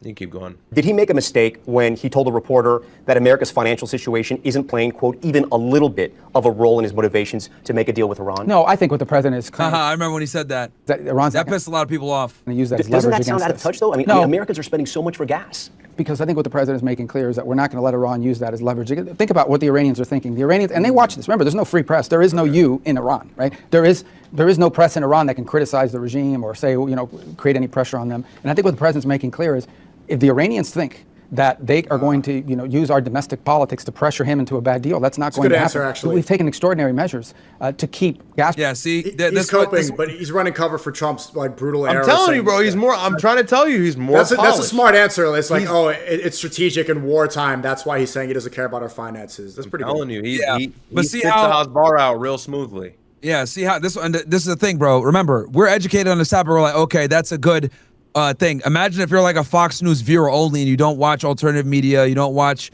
other types of media and figure out what the hell's going on, and you don't understand foreign policy. Bro, this would sound like gospel to you. Like, you know what I mean? You gotta, like, I try to put myself in the shoes of like an average American. They're gonna listen to this like, damn right, yeah. Like, they don't know like what the fuck is going on in the Middle East. A lot of these idiots don't even know where Iran is on a map. And that goes for both idiotic academic fans that are apes, and then as well as dumb white niggas from the Midwest. Do you have beef with ACC? Neither of them understand. Academic no, fans. I love ACC. His fan base is just retarded. He's talking about the fans only. Yeah, I love ACC, but like his fan base is by far the dumbest bunch of fucking chimpanzees ever. Niggas are retarded. But anyway, yeah, but like it goes both sides. You got the dumb hillbilly niggas in the Midwest that don't know what's going on, then you got the dumbass niggas that don't even know what Iran is. Niggas are thinking about cardio when you say Iran. Idiots. Yeah. Prices lower than wasn't Rubio a lawyer? And he probably was, bro. Lots of these politicians were lawyers before. Yeah, bro. Like, he'll be able to make his case for all this bullshit. We will see those. Oh, go ahead. Prices go down. And yo, what food did you get there, Sneako? Talking tacos, actually. The halal tacos. They have it in New York, too. Oh, shit. Okay. I didn't know they had those in New York. All right, that's good. He was ready to roast me. Actually, I thought I got an see a dramatic acai bowl or something. Who, me? What did you think I got? Wait, what's wrong with acai I bowls? don't know, probably some fried food. There's some shitty Haitian food or some shit like that. Some Caribbean bullshit. Some jerk chicken or some other fucking monkey shit like that. You see how every day I get racially profiled for a different race? It's like you got the academics fans saying that I'm not, that I'm a sellout. He's saying that I'm eating fried chicken. I can't win. I can't win. You know, in the Philippines, they thought I was a white guy. I'm never gonna. Anyway. Yo, really? I don't want to derail. We'll go right back to Rubio. I swear to God. Yo, do you cook? You just order all your food, right? I have never used my oven once in over a year and a half in this apartment. Crazy, bro. Never. Myron hasn't either. That's crazy. Nah. Brokey can't relate. All right. Nigga, you better still be lifting, bro. Going to the gym, nigga. You better not be slacking, man. I went to the gym yesterday. Not today, though. I went yesterday. Okay, fire. Reduction oil over time. Let's get a gym session, nigga. Okay, swole, looking big.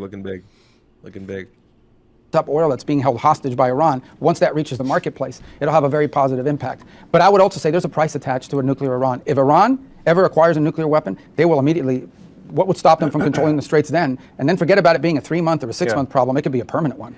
I want to turn to Cuba now. The State Department just re-upped the offer of Ooh, here we go. This is going to be a good one. $100 million in aid to Cuba. Cuba's foreign minister says that's an absolute lie, that there is no money coming. Are there any strings attached to that $100 million in aid? The only strings attached is that they have to be distributed by non-governmental sources like the Catholic Church. I was at the Vatican last week. I spoke with the Catholic Church again. They're willing to play that role. So what's the holdup? Cuba's lying? Cuba. They're their holdup. They're lying. They lie all the time. So he was there, just like you said, Ryad. He was there to obviously, kind of calm the waters with the whole Pope situation, and then also to facilitate this potential $100 million aid. And it's kind of crazy because the CIA director, Ratcliffe, went down there. He was there, which is very unorthodox. Yeah, that was crazy. CIA director? No, we choked Cuba. We choked Cuba to death. It's. I mean, a 5-year-old could tell what's about to happen from here on out. It's pretty obvious. Yeah. We cut off their oil supply. They get 2 hours of power a day. They're cooked. And crazy. Rubio's Cuban, which I think we seem to forget. This guy, that's his homeland. And look at how he's been. Yeah. Absolutely. I've always said diaspora Cubans are kind of like diaspora Iranians. Like they're not as retarded, but they're equivalents. It's worldwide. At the Tommy Robinson protest, there are British guys saying, "Trump, come save the UK." Venezuelans, Iranians, Cubans, British people were chanting USA, USA, begging Trump to help them. Like US wasn't the colony that seceded from the UK. It's so funny how they don't know any of their history. It's diasporas around the world, man. Trump has got the goyim in a chokehold. Yeah, the thing about people who are void of a homeland, they're so susceptible to bullshit and propaganda. So, of course, there's always the infiltration from the various powerful Zionist talking points to shift their opinions.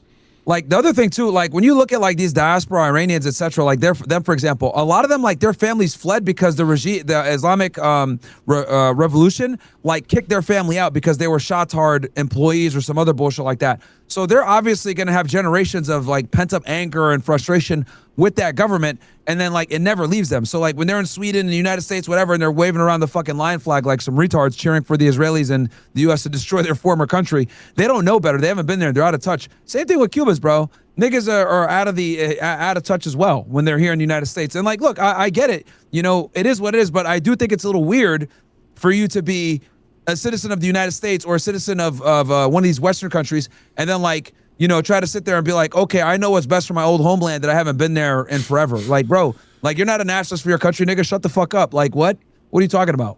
So very true. Yeah, you have it's like Patrick Bet-David, for example. I call him a shotard. He's a perfect shotard. Bro, you haven't been there since you were 10 years old. You obviously you're completely out of touch. I don't think you're in a position to really talk about local politics in the country that you were a child in and your family fled from or were kicked out of. So it's an inferiority complex. They are begging for approval from daddy, who they think is in charge. They want to be accepted so badly. Little do they know that you're never going to be accepted. It's nobody wants you here. Yeah. So to them privately, they're like orphans who yearn for parents. Mm-hmm. So they're so annoying. It's like every group. I don't want to call out every group and get people mad, but these groups that like that. Actually, I don't care. Like Assyrians and stuff, like they're great people, but they get annoying with that shit, bro. It's like, yo, bro, like you're losing the plot. But I digress. Yeah, y'all niggas got no nation, bro. Fuck out here. Like, yo, the niggas are like Puerto Ricans, bro. The niggas got all this national pride with no country, man. Shut up. $100 million. By the way, we've given them humanitarian aid. After the hurricane, we provided them $6 million of humanitarian aid, $3 million of which was distributed. How much? $3 million of which is still being held up. You caught that, but Myron? available for them. Now we're saying. I think he said $3 billion. No. Run it back. Hold on. We're willing to play that role. Yeah, what's the hold up? Cuba's lying? Cuba, they're hold up. They're lying. They lie all the time. How much aid? I mean, how can he say it's not a real offer? We've made it to them privately. We're not making it public. There's $100 million. By the way, we've given them humanitarian aid. After the hurricane, we provided them $6 million of humanitarian aid. $3 million of which was distributed.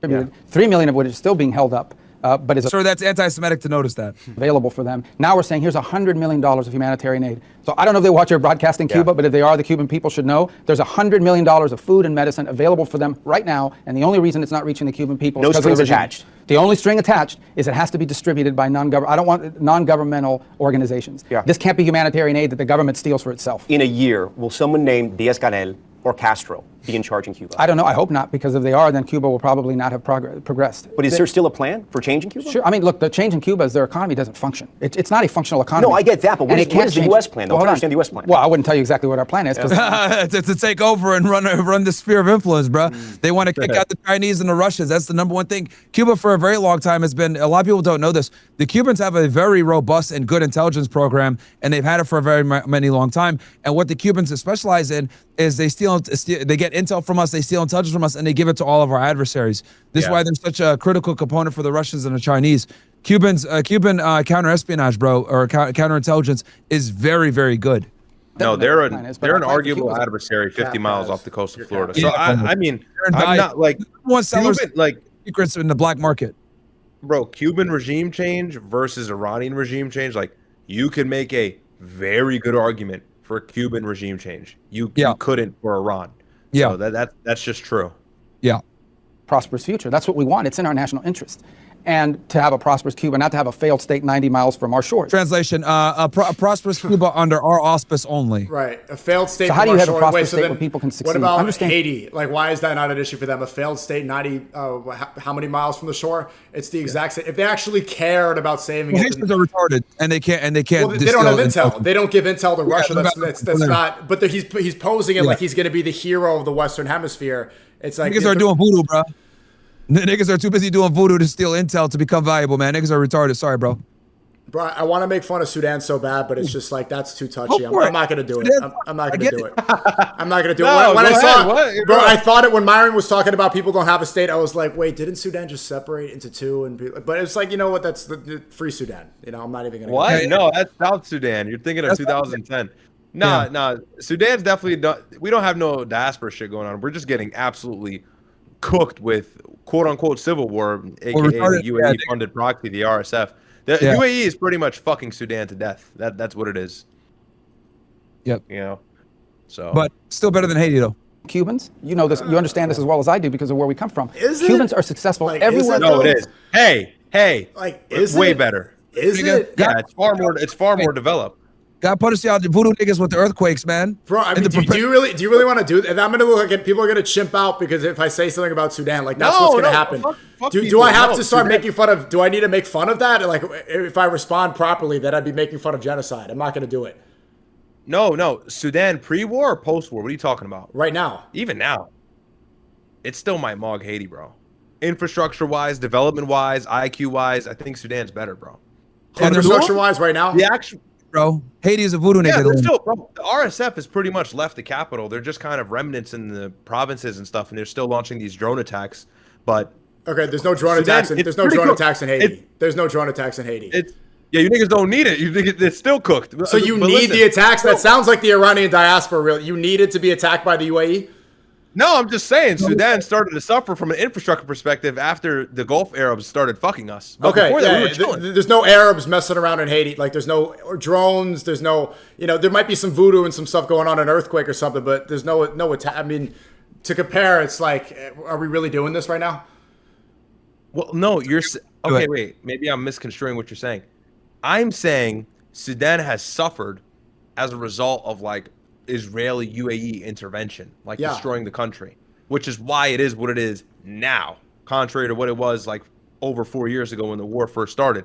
But like, what has led to Haiti's demise? Why are they so behind? It was like a part of the clean break memo, man. The Jews were and the U.S. were involved in destroying Sudan, bro. But you know, did the Jews destroy Haiti? Nah, bro. There's no. Well, you don't know about the Clinton Foundation. You don't know how the U.S. has been also doing regime change there, killing the leaders there with different proxy groups. You don't know about the. No, I've heard of that. I'm not privy to it. I'm really not. I'm not educated on it. So if that's the case, all right, fine. Okay. I don't want to get clipped, and people are going to say that I'm anti-Sudan. My black PR is in the gutter right now, so I'm going to leave Sudan alone. Right now. I'm going to leave Sudan alone. We love Sudan. We love Sudan. Great people. They actually are. But no, all right. Yeah, for sure. One place, for Cuba. Sure. And so that's what we want. We want Cubans not to have to leave that island in order to be successful.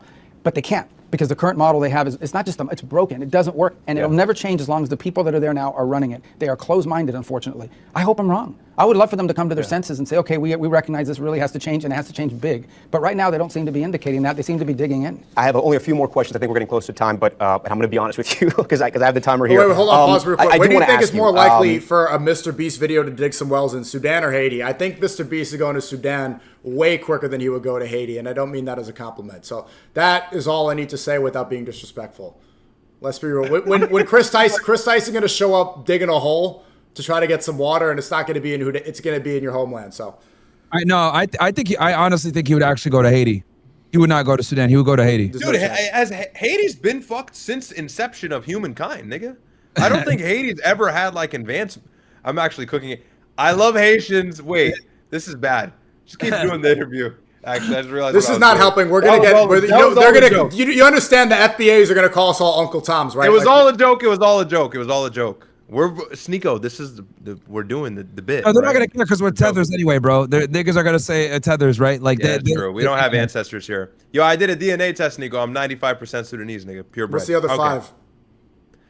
Ashkenazi. It's a joke. No, it's Egyptian, Arab Peninsula, and Italian Maltese, and then Cypriot. Oh, you niggas are Arabs. Me? I mean, I'm. What do you mean me? You guys have the same DNA. You guys have the same exact genetic makeup, right?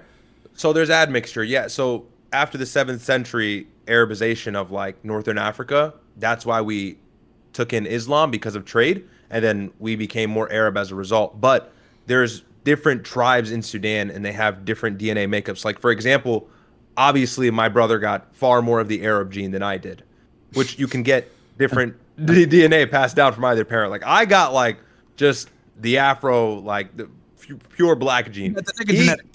Yeah, I got the nigga genetics. He really like his hair and everything. Like he really looks Arab. Like you would think this nigga is like from Saudi Arabia, like from the deserts of Saudi Arabia. But like I didn't get any of that. Well, first time I thought Myron was a really tall Indian when I first met him. I didn't think he was. He's gonna black. That was rage bait. That was rage bait. I knew that was gonna work. He's gonna lose his mind. I knew that, bro. I want Myron to chip out so bad over that. I thought you knew he was gonna chip out. He was about to lose his Call shit. me a G, bro. Call me a G, or what are these? Thank you. Come again, niggas, bro. He's chipping out. He's chipping out. I'm Indian out. I'm G out. He's cheating out.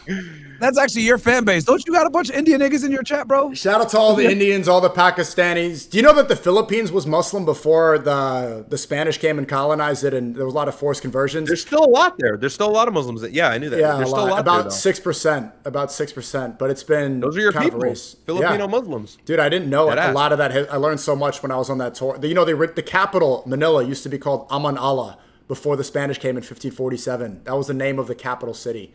And then they flip like this. The Philippines just gets colonized over and over and over again.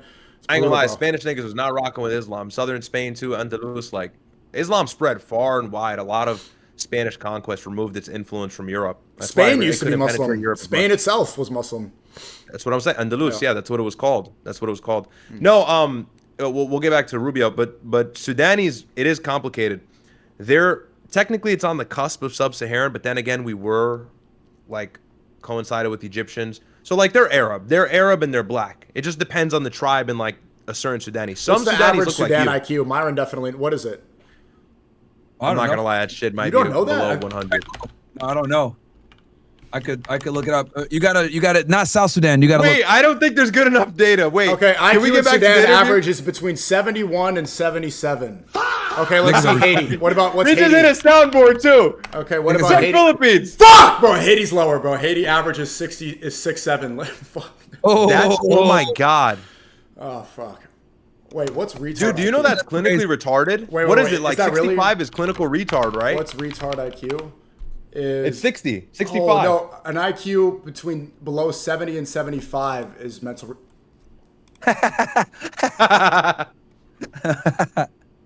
Oh. No, there's not enough data. Yeah, this is racist white supremacist data. It's here we go. Here we go. Yeah, it's that's what they all say. Okay. IQ scores are rigged to support white supremacy. Yeah, whatever. Inaccurate data. I think Sudan is like somewhere in like the 75.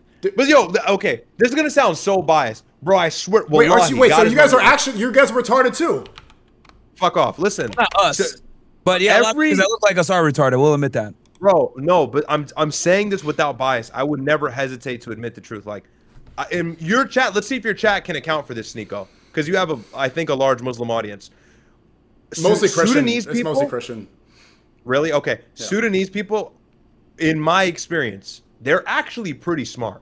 I'm not trying to. They're actually Northern Sudanese people are pretty smart. Okay. Classic Sudanese using anecdotal evidence. Classic. I'm telling you. I would admit if they were retards.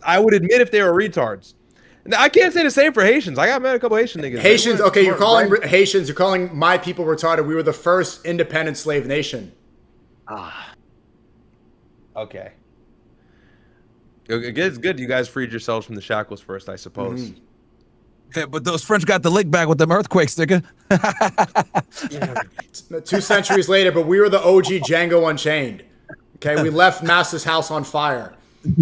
Niggas struggle to deal with the devil to be free, and now y'all are free for real.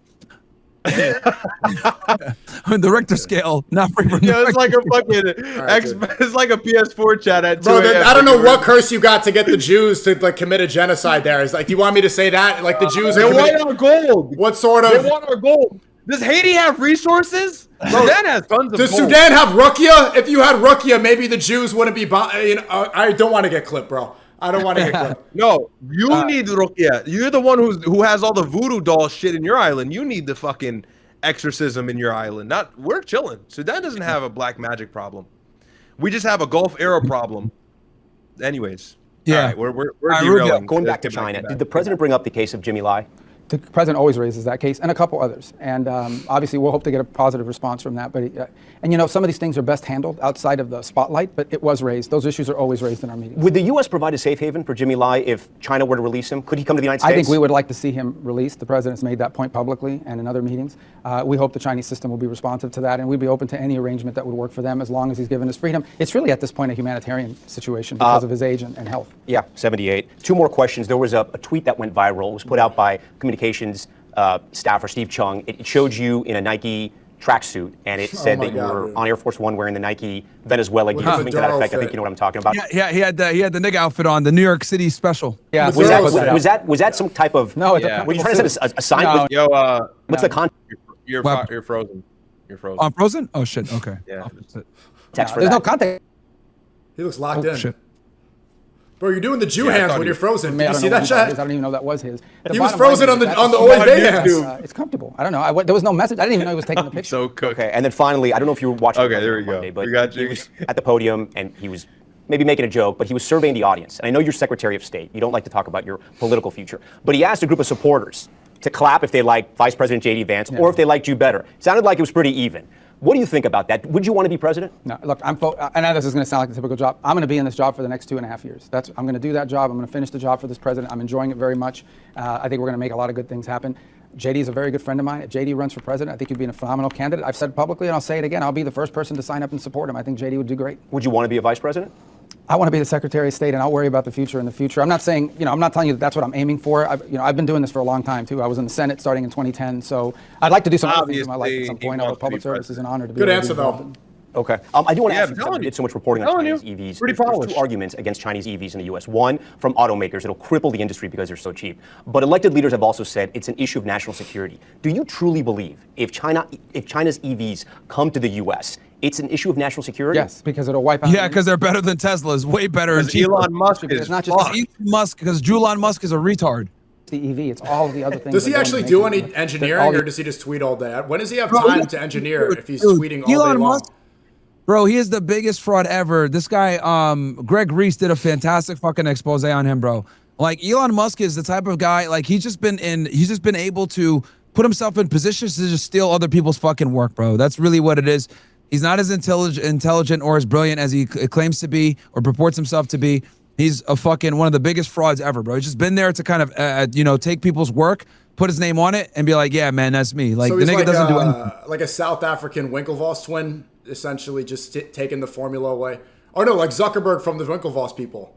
Yeah, exactly. Yeah, yeah, exactly. Zuck stole it from the Winklevosses. Yeah. So it's just like, bro, it's that's just what he's been able to do. Is like he's been able to, you know, steal it, put it under his brand. It's my idea, and that's what it is. Like Elon Musk is like. This is why he has like that very bad millennial humor. Like, let me go into Twitter with the sync to say, let it sink in. Like corny shit like that, man. Like he just tries really hard to be like funny and edgy and what's the word I want to use here? Quirky. And like he's like quirky, and he's also like he's very similar to Donald Trump, where he needs public praise all the time. But I think Trump is funny. Elon. Well, I like Elon Musk. I think he's really funny. Shout out to X. I love free speech. He's good, man, and you know, all good, man. I love Grok and the hentai porn. Okay, is that your disclaimers done? Yeah. Shout out to Elon Musk. W Elon. Fuck Elon Musk. That are related to other industries as well. But ask the Europeans. The Europeans right now, their EV model, they're being flooded with Chinese EVs. It is wiping out their industry over there. So again, we already have a lot of critical vulnerabilities. That's a lie. It's not wiping out their industry. Like 50 to 60% of their cars are electric, bro. They don't rely on gas as much as we do. There are already things we rely on in our economy where we get 95% of it or 85% of it from China. That's a vulnerability. We can't continue to allow it to expand to other fields. Yeah. Mr. Secretary, we thank you for your time. Thank you. Yeah. Yep. Yeah, and the other thing too is like they know that if we got Chinese EV, it would literally put Tesla out of business immediately. Because they have because I think the cheapest Tesla is like 40K. The cheapest electric car in China is 10K. Wow. Because they've mastered it so much where they can like literally cheaper than a used Honda Accord. Bro, I'm telling you, dude. They've mastered it that much, they mass produced it that much that they can get it down to that price. 10,000 US is the cheapest electric car. Well, it's also a big threat not only to Elon Musk, it's a big threat to all the major car industries from Japan primarily. Like Honda, Toyota, they're all trying to make EVs. They're not going to be able to do it as well as these Chinese companies because they've been doing it for like 10, 20 years now at this, or not, sorry, like 10 or I think 11 years they've been starting this. So it's going to be problematic for them. They've simply mastered it and they're better at it than we are because they've been doing it for longer and they have a greater need and they don't want to have to depend on oil as much as we do. That's really what it comes down to because the United States does control a significant amount of oil and we make a lot of oil. So they're like, fuck that. Let's continue to run on coal. Let's continue to get energy cheap from Venezuela and Iran. That's why the United States was so gung-ho on taking control of Iran, of Venezuela, Iran, and then obviously eventually Cuba to get rid of the intel issue and then the energy issue because China was getting oil at significantly reduced prices from both Iran and from Venezuela. And that's what Trump was hoping to do when he went for the meeting in late March, but he failed. Well, can you argue that the Tesla prices are pretty good? 20K for EV in America. What is it over there in China? You get the cheapest one for 10. 10? Oh, okay. Like brand new. Like brand new. We're talking a used Tesla for around 20K. I was going to say a brand new Tesla, bro, is going to be at least the lowest is going to be like 40. Like 40 MSRP, I believe. Wow. Yeah, bro. There's no car that's going to be 20K MSRP unless it's like some bullshit Hyundai Elantra or like some real economy car. And you know, that's the case with the Gulf countries too. They're trying to move away from oil. That's why they're harping on tourism and stuff. And when there's Iranian missiles flying over their heads, they're not going to be able to get any real estate investments or tourists in the country, and they're not going to make money that way as well. So the United States does have the older way of thinking. You know, fossil fuels will no longer be the future very soon. Maybe like in the next 20 years, I mean. Yeah, well, China has all that EV and shit. I got my Hellcat twin. I'm spinning block, doing donuts and shit. Wait, you have it in New York? You have it in New York? Whole lot of gang slack. Haha, we outside with it. Gra, gra. What's up, China? Nah, wait, you actually brought that shit with you to New York? It's in Florida, but I have my keys. Oh, okay. I just have the keys with you. Okay. Bro, what made you get a Hellcat? You didn't want to get like a BMW and you know. I mean, no matter what they say, man, there's still I was gonna say there's still a little bit of it. You're on okay, YouTube. I was gonna call myself. No, I hear you. I hear you. Man, I like to chimp out too. You like to listen to hip hop, man. I like to chimp out in the vehicle, listen to Lil Durk and blast it. I'm there in Florida. I got my Glock in my lap. You know, it's my it's a fun GTA loadout. It's a different life. No, yeah, I got that too. I got that. I be chimping out. You got to have a little bit of it to you, you know. So look at the new fro, you know. I'm with it. Yeah. Yeah. So. Yeah, you got that Blue Shiesty lineup. Myron be chipping out of the gym listening to drill music. He listens to Pop Smoke. He likes to pretend to be against gangster music. As soon as he starts doing some incline dumbbell presses, you hear the chip of Pop Smoke. I've stopped listening to it, bro. I've do you listen to drill anymore? I've stopped, man. That's good. Alhamdulillah. Yeah. Giving up. Yeah, I'm getting it up, bro. I was like, man, this shit retarded. No, I'm past drill, but I still listen to like. I got tired of hearing that shit, bro. I was like, man, I'm good. Every now and then I'll turn that shit on.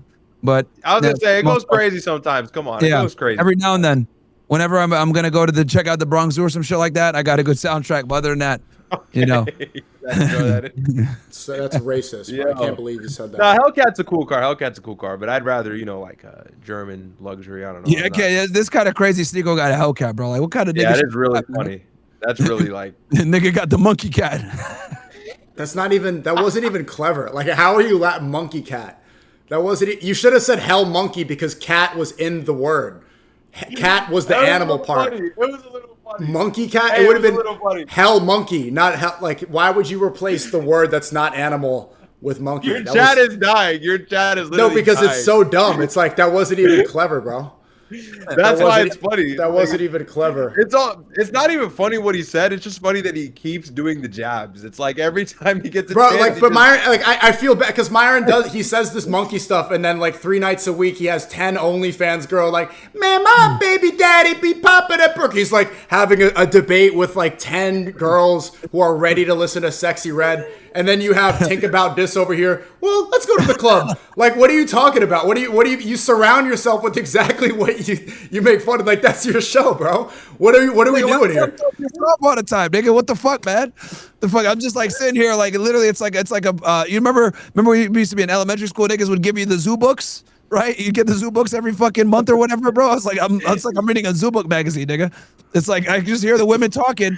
Yapping this shit, and I just like I'm in my head like, crikey, the woman species is talking a bunch of stupid nigga apes. Oh, what's going on here? Like that's Myron sees like the average weight is 187. Oh, look at the size on that one.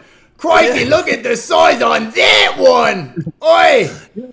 These fucking weave warrior, you know, orangutan apes. We're not beating these allegations, bro. That's it, Sneako. It's over for you, bro. All the attacks they're about to triple. Bro, I'm joking. No, I'm not like you. You guys are coons.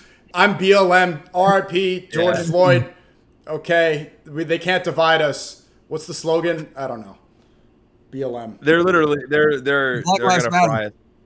Yo, you know what's my favorite channel right now? I've been watching police activity quite a bit because you get all the body cams, bro. I call that shit monkey activity now, nigga, because you just see fucking. Yo, them niggas really need to change the channel name, bro, to monkey activity, nigga. Because all it is just monkeys acting chimping out. Hey, I ain't resisting. What you? I didn't do nothing. It's like we might as well make a new muffin called the new muffin. What do you guys think about that one? Market it to fucking black people, niggas. Like, yo, Whoopa Zebra Cake got a business, nigga. Let's start a business. It called the new nothing muffins. The new nothing muffins. And then we put niggas on there with I do nothing. Sell that shit, nigga. We making hella money. Oh my god. We sell them at bodegas. We sell them at bodegas, so when niggas are done smoking weed and shit like that, they get the munchies. They want to get the didn't do nothing muffins. Bro, you're not going to beat the coon allegation. How are there? You have every race on this bill. There's not one white mentioned. You could have added white people to this list. Women, trannies, blacks, Jews, Indians. No white. Well, it's mostly the women that I say. When I say white women, a lot of times I'm like thinking of white women because they're the main pushers of the bullshit propaganda of feminism.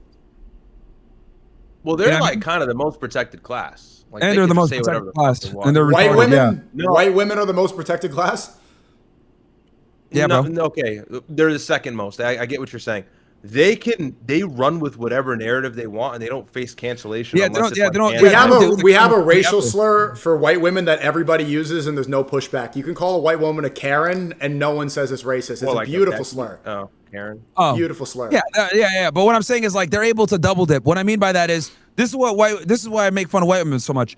They will demonize like white guilt and it's the black people, the white men that get hit with it all the time. But then they'll come back and be like, well, I'm still able to benefit from DEI because I'm a woman, even though I'm white. They get the same upbringing as the white guy, but they're able to double dip and get the benefits that they fight for minorities to get because they get the benefit as well. So that's what I mean when I say white women are one of the most coddled classes, and that's why they're so fucking stupid and they don't live in reality, because they're able to double dip and get both sides of the benefit. Yeah, they can utilize both of those grievances. You can utilize both. So do you spin your Hellcat? Like, do you drift it like a you know what? Like, what do you do? Do you just drive it normally? Like, I'm phoning grave. I'm phoning grave. I be doing donuts on a block. I'm phoning grave. You be spinning that shit, nigga. Yo, you be driving that like crazy. You know what I'm talking about? You go crazy in the cat. You go crazy in the cat. You don't want to see me on the road. I be outside. You feel me? Like, I'm trying to get me a scat pack for real. I'm trying to get me a scat pack. Not that big. I done stole one of them shit. That nigga, he can't find his key and shit. Now I don't know. Hellcat's just it's the most stolen car. Actually, it's statistically the most stolen car in America. Would you? Oh, it is, well. They be reckless, bro. They break into Dodge dealerships and dealerships, man. Like they don't give a shit, man. It'll be 1080p. They'll just go in there and break in and steal that shit. It's crazy, bro. Yep. Well, I guess. Big ass boat with 4 wheels and a big fat engine. It's and there's multiple different. There's different kits you could get for it, right?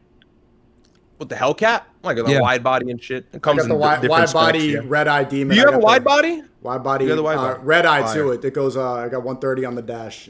You have a red eye? Yes, sir. Oh, that nigga got the ape kit. Let's go, baby. That nigga got the ape kit. I knew it was coming. I knew it was coming. Not clever, bro. Not even clever. Nigga got the ape kit. Let's go, bro. Hey, you got to make it ape proof though. Because is that shit stealable? No, you need a kill switch. Oh, yo, I hope you have it's a like one car with one car that has the kill switch. You got the kill switch in there?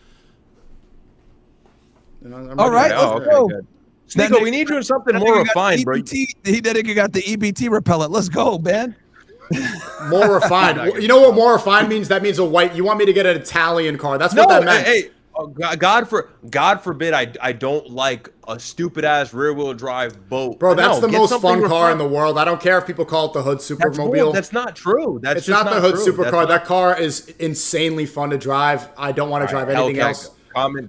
You sound like a Hellcat owner, nigga. Bro, nothing can beat it. It has like what 800, 900 horsepower. Going straight, nobody could smoke you. It can spin. It's just too fun. I love the way it sits. Yeah, try to take a turn in that shit. You're gonna flip over that big ass fucking ship. Listen, I'm not okay. When I say more refined, like something that actually is luxurious, like a German car, AMG, performance and style. You hear the coon talking? That's not the direction we're going. You hear the coon talking? I see. Poetic Flacco was right. A nice German.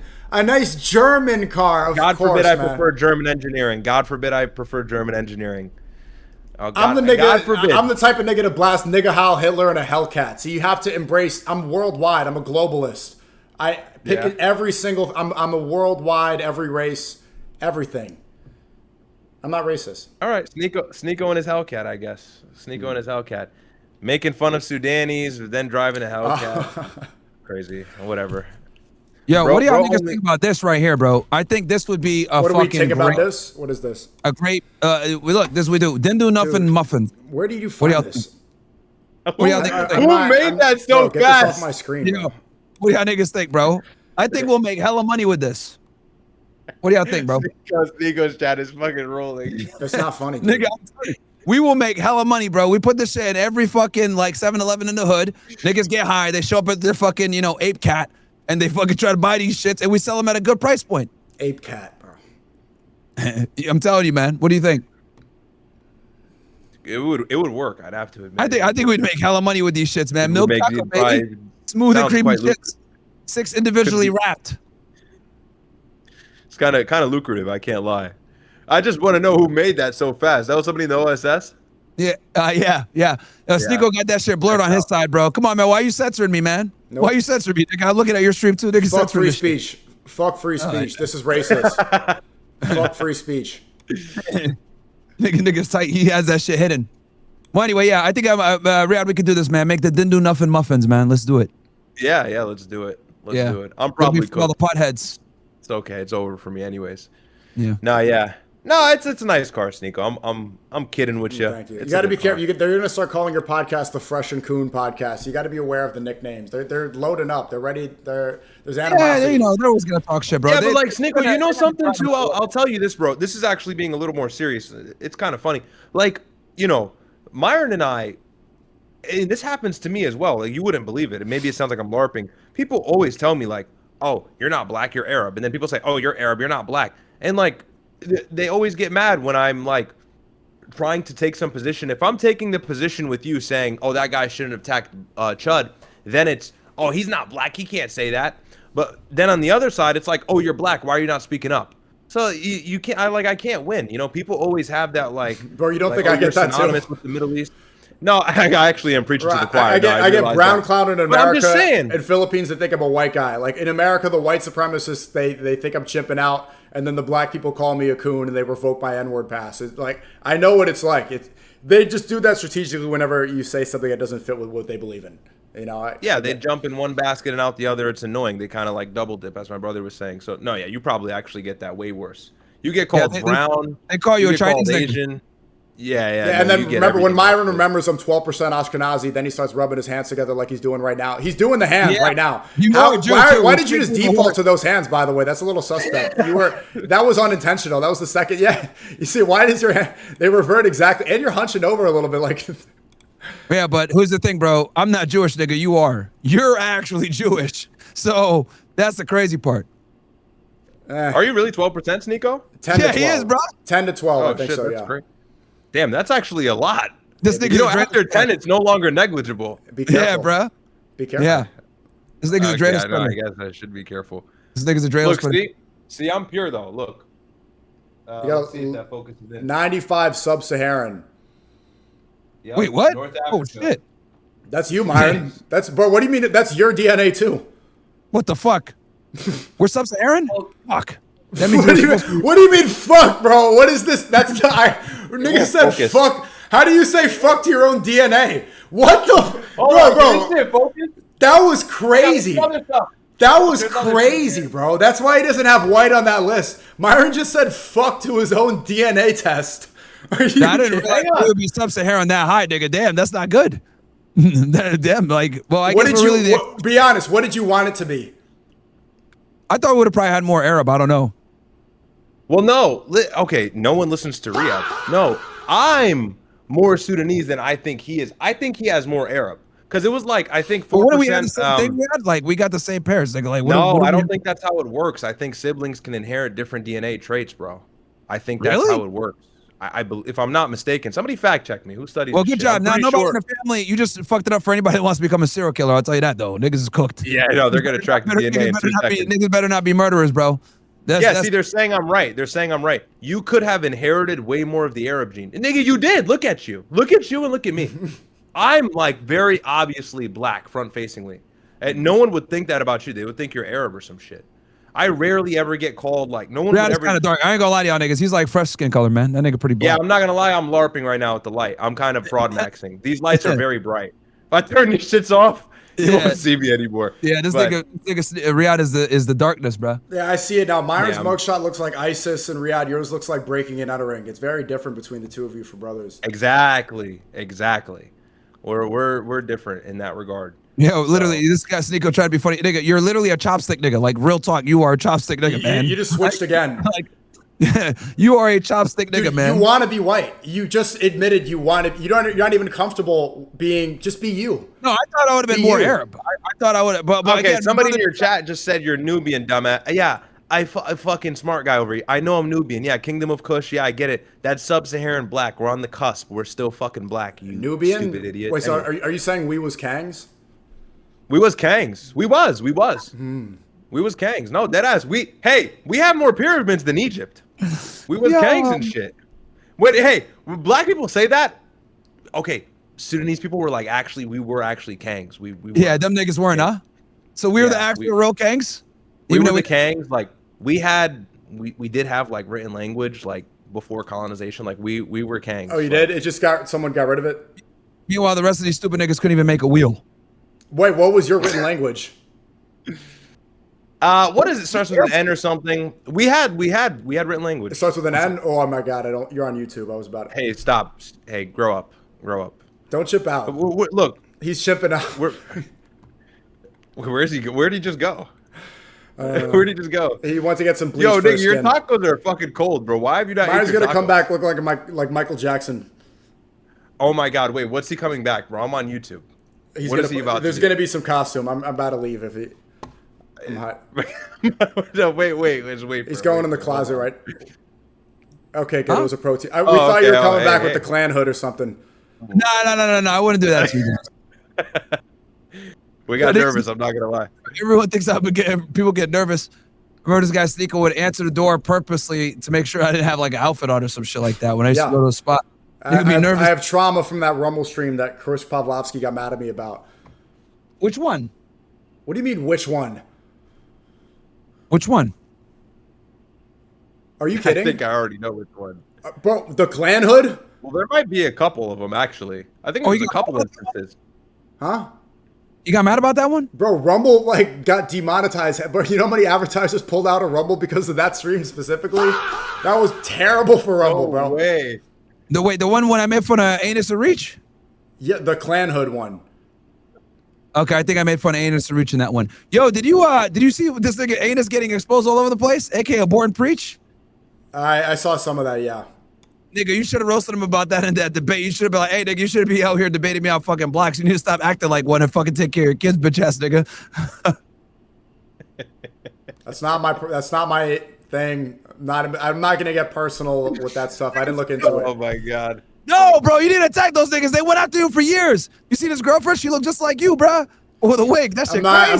I'm not getting personal. You have your own African beef. It's like tribal between Myron. It's Ethiopian, Sudanese, whatever. It's like that's some East African, whatever. You guys can do it. Yeah, that is kind of funny. The girl at least, nigga. She looked just like you, pause, with a wig. I'm telling you, man. I did mention that part. I did mention that. You did mention that to him? Yes. I'm not gonna lie, there was some resemblance. I'm not about to cap. There's a lot of resemblance, man. Wait, y'all niggas is gay, bro. I'm out of here, man. All right, W call. That was going on. I needed to find an exit point. Saying I look like Preach's baby mama, bro. Get out of here, bro. Get out of here, bro.